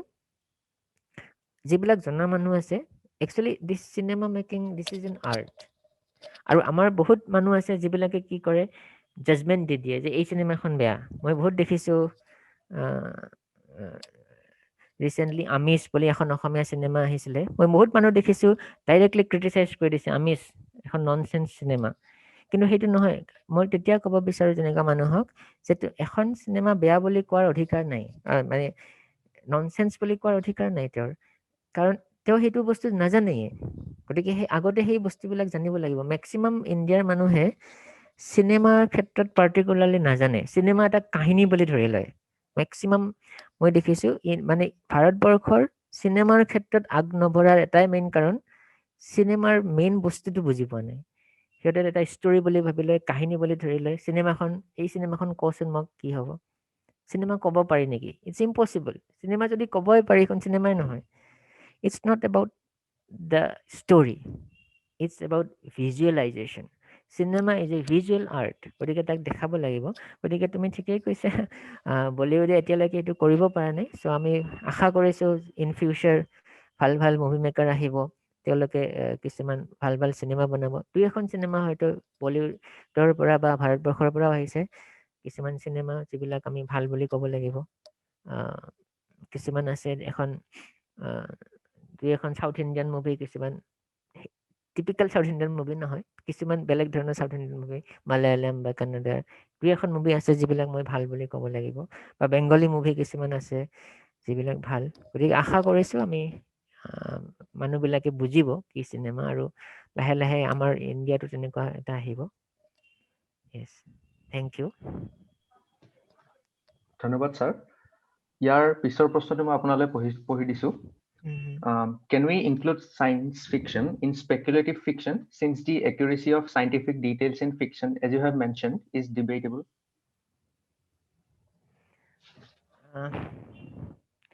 Speculative fiction বুলি আমি actually speculative fiction বুলি ক'ব লাগিব কাৰণ science fictionৰ আমাৰ কিছুমান science fiction আছে যিবিলাক ইমাজিনেশ্যনৰ ওপৰত ডিপেণ্ড কৰি হয় গতিকে সেইবিলাকক আমি স্পেকুলেটিভ ফিকশ্যনত ধৰিব লাগিব আৰু কিছুমান আছে যি কংক্ৰিট ডাটাবেজৰ ওপৰত হয় লাইক আগৰ যোনে ইণ্টাৰষ্টেলাৰৰ কথা কৈছিলে ইণ্টাৰষ্টেলাৰৰ বহুত কথা কংক্ৰিট গতিকে সেইখনক আমি কমপ্লিটলি চায়েন্স ফিকশ্যন বেছ বুলি ক'ব লাগিব কিন্তু ইভেন ইণ্টাৰষ্টেলাৰ এণ্ডিং is not a concrete so' এখন চিনেমাতে তোমাৰ কিছুমান বস্তু কংক্ৰিট হ'ব পাৰে বা কিছুমান বস্তু নহ'ব পাৰে চ' আই থিংক উই কেন কিছুমানক আমি স্পেকুলেটিভৰ ভিতৰত ধৰিব পাৰিম আৰু হয়তো কিছুমানক নোৱাৰিম ধন্যবাদ ছাৰ ইয়াৰ পৰৱৰ্তী প্ৰশ্নটো মই পঢ়ি দিব বিচাৰিছোঁ ছাৰ অসমীয়া সাহিত্য বা সমাজখনত বিজ্ঞানৰ এক বৌদ্ধিক চিন্তা চৰ্চা কৰিবলৈ চাইফাই গ্ৰন্থৰ প্ৰাসংগিকতা আছেনে আৰু sir imagination is more important than knowledge এই কথাষাৰৰ ওপৰতে চাইফাই চিনেমা বা গ্ৰন্থবোৰ প্ৰতিষ্ঠিত নেকি অসমীয়া সাহিত্য বা সমাজ গঠনত বিজ্ঞানৰ এক বৌদ্ধিক চিন্তা চৰ্চা কৰিবলৈ চায়েন্স ফিকশ্যন গ্ৰন্থৰ প্ৰাসংগিক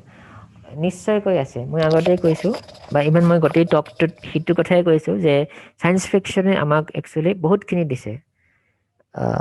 বহুতখিনি আমাৰ বস্তু অৱদান আমি চায়েন্স ফিকশ্যনৰ পৰাই পাইছোঁ গতিকে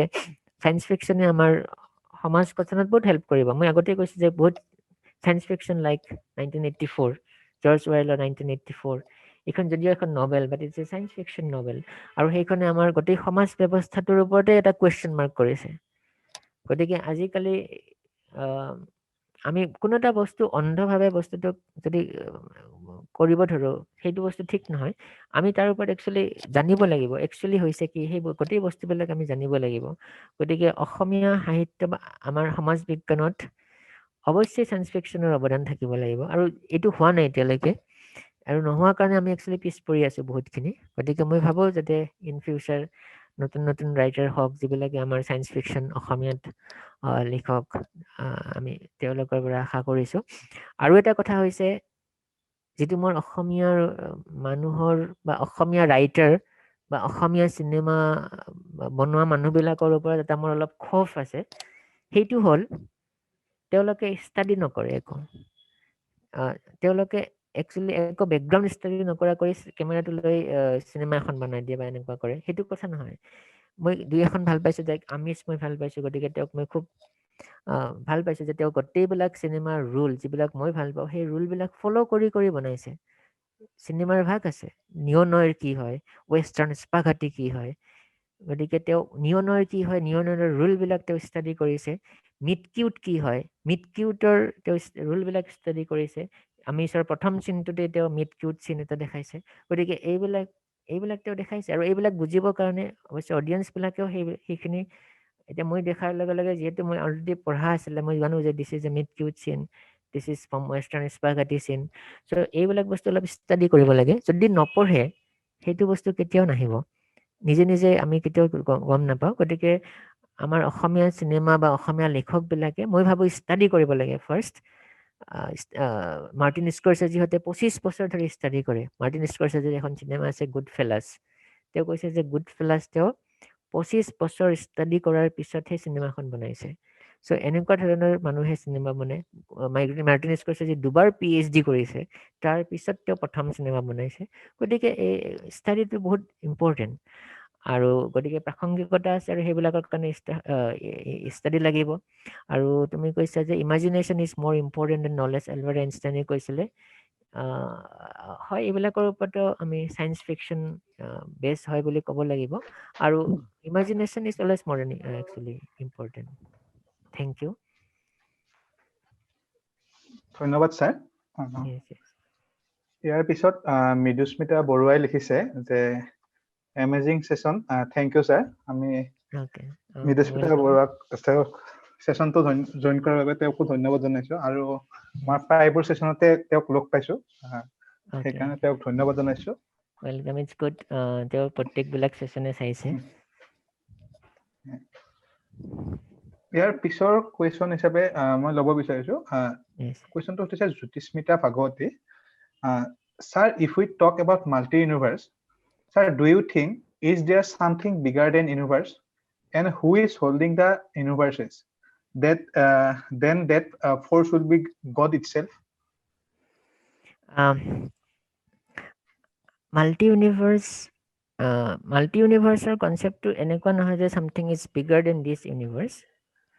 মাল্টি ইউনিভাৰ্ছৰ কনচেপ্টটো হ'ল যে লাইক এ পেৰেলেল ইউনিভাৰ্ছ গতিকে আমি something bigger than the universe বুলি ক'ব নোৱাৰোঁ একচুৱেলি আমি গোটেই ইউনিভাৰ্ছখন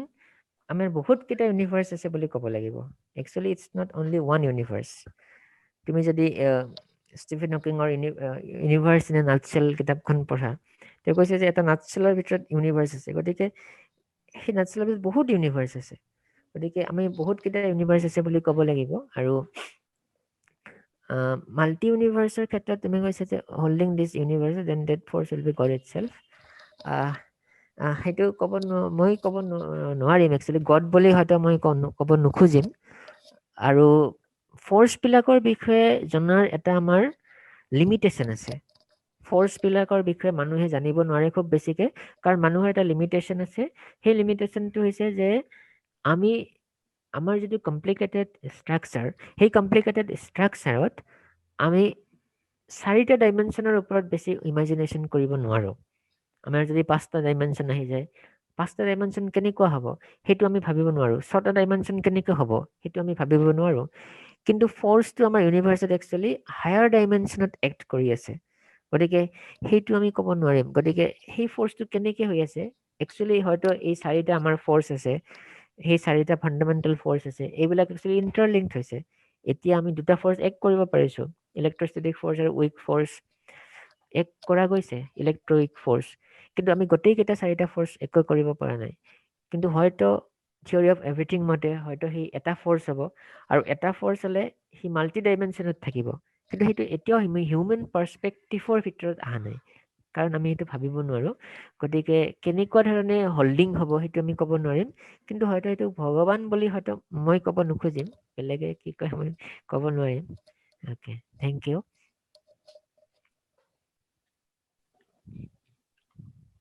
ধন্যবাদ ছাৰ ইয়াৰ পিছৰ প্ৰশ্নটো মই আপোনালৈ পঢ়ি দিছো এইটো অকমান দীঘল প্ৰশ্ন আপুনি চেট বক্সটো ফলো কৰিলে হয়তো সুবিধা হ'ব yes yes তেওঁ লিখিছে যে it is now known that the effect of dynamical friction on photons or other particles moving at relativistic speeds is negligible since the magnitude of the drag is inversely proportional to the square of velocity. Cosmological redshift is conventionally understood to be a consequence of the metric expansion of space. তেওঁ হয়তো পিছলে কোৱেশ্চনটো continue কৰিছে okay তেওঁ সুধিছে যে sir science ফিকশনত কি ৰিলেটিভিটিও লগাব পাৰিমনে এটা আনটোৰ লগত সেই কথাটো তেওঁ সুধিছে মাজতে বেলেগ টেক্সট আহি গৈছে সেইবাবে কোৱেশ্চনটো মানে দুটা পাৰ্ট হৈ গৈছে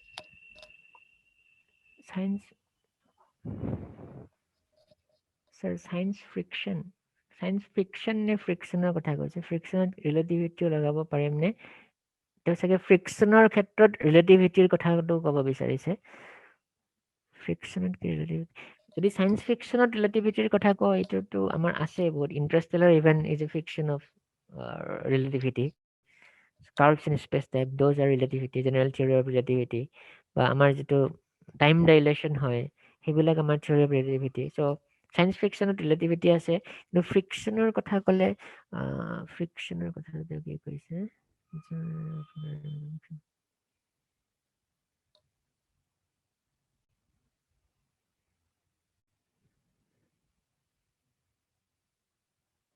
Cosmological redshift is conventionally understood to be a consequence of metric expansion of space. Actually, my question to ঠিক ধৰিব পৰা নাই মই জনে সুধিছে মই অলপ চাই পেলাই ক'ব লাগিব গতিকে তুমি মোক পিছত যদি মোৰ মেইলত যোগাযোগ কৰা মই কোৱেশ্চনটো এনসাৰটো দিব ট্ৰাই কৰিম ঠিক আছে মোৰ ইমেইলটো দি দিবা so you can email me the question then I will give you the answer নিশ্চয় স্যাৰ ধন্যবাদ স্যাৰ okay ইয়াৰ পিছৰ প্ৰশ্ন হিচাপে মই ল'ব sir since all people cannot afford to study the rules of cinema due to lack of time or something else how to make people understand the art okay অকল এইটো কথা অকল চিনেমাৰ ক্ষেত্ৰতে নহয় এইটো কথা সবৰে ক্ষেত্ৰতে হয় খালি আমি আজিকালি কি কৰো আমি বহুত বেছি আজিকালি মানুহবিলাকে কি কৰে বহুত বেছি জাজমেন্টাল তেওঁলোকে জাজ কৰি লয় তেওঁলোকে অবজাৰ্ভ নকৰে তো মই মানুহবিলাকক এইটোৱে আশা কৰো যে তেওঁলোকে বস্তুবিলাকক অবজাৰ্ভ কৰিব শিকে আৰু সব মানুহে নিজৰ লেভেলত ট্ৰাই কৰে মই এজন টিচাৰ গতিকে মই টিচিঙৰ থ্ৰুৰেও মই অলপ ট্ৰাই কৰো মই ষ্টুডেণ্টবিলাকক বেলেগ কথাও কওঁ অকল পদাৰ্থ বিজ্ঞানৰ কথাই নকওঁ ক্লাছত অলপ বেলেগ সায়েন্স ফিকশনৰ কথাও কওঁ চিনেমাৰ কথাও কওঁ গতিকে সেইটো লেভেলত মই ট্ৰাই কৰো গতিকে সেনেকে সব মানুহে যদি অলপ ট্ৰাই কৰে সবেই যদি ইজনে সিজনৰ পৰা শিকে মই ষ্টুডেণ্টৰ পৰাও শিকো মই ষ্টুডেণ্টক শিকাবও বিচাৰো গতিকে তেনেকে শিকিব পাৰি মই ভাবো আৰু আমি শিকাৰ মানসিকতাটো সদায় থাকিব লাগে আমি শিকিলেহে আমি বস্তুটো একচুয়ালি কৰিব পাৰিম যদি বস্তুটো জানি ল বুলি ধৰি ল সেইটো বহুত বেয়া মানসিকতা মই বহুত মানুহক দেখিছো মোৰ লগত কেতিয়াবা আৰ্গুও কৰে যে এইখন চিনেমা মোৰ মতে ভাল এইখন চিনেমা ভাল বা এইখন চিনেমা বেয়া তেতিয়া সেই ক্ষেত্ৰত মই কওঁ যে এটা ৰুল আছে সেই এতিয়া he go to school যদি মই কৈ দিও এটা বহুত ভাল কথা যে he go to school এটা ভাল কিন্তু গ্ৰামাটিক্যালি ইট ইজ এ ৰং sentence he goes to school হে হ'ব লাগিছিল গতিকে কেতিয়াবা অকল ভাল বস্তু এটা দেখাই দিলে যে হি ভাল হ'ব সেইটো নহয় কেতিয়াবা আমাৰ সোসাইটিৰ বহুত সাংঘাতিক ধৰণৰ কিবা ক্ৰাইসিসৰ বিষয়ত চিনেমা বনাই দিয়ে কিন্তু সেইখন চিনেমা মই ভাল বুলি নকব পাৰো কাৰণ কিয় নকব পাৰো কাৰণ সেইটো গ্ৰামাৰ বিলাক যদি মিস্টেক হৈ আছে মই সেইখনক ভাল বুলি নকম কিন্তু যদি একো ক্ৰাইসিসৰ কথা দেখুৱা নাই কিন্তু ধৰা গ্ৰামাটিক্যালি কাৰেক্ট তেতিয়া মই তাক ভাল বুলি কম আৰু এতিয়া সেইবিলাকৰ জনাৰ উপায় হৈছে আমি সবে যাতে ট্ৰাই কৰো সবেকে শিকাবৰ কাৰণে সেইটো এটা মই উপায় হিচাপে ল'ব পাৰিম আৰু সবে যাতে শিকাৰ মানসিকতা লয় থ্যাংক ইউ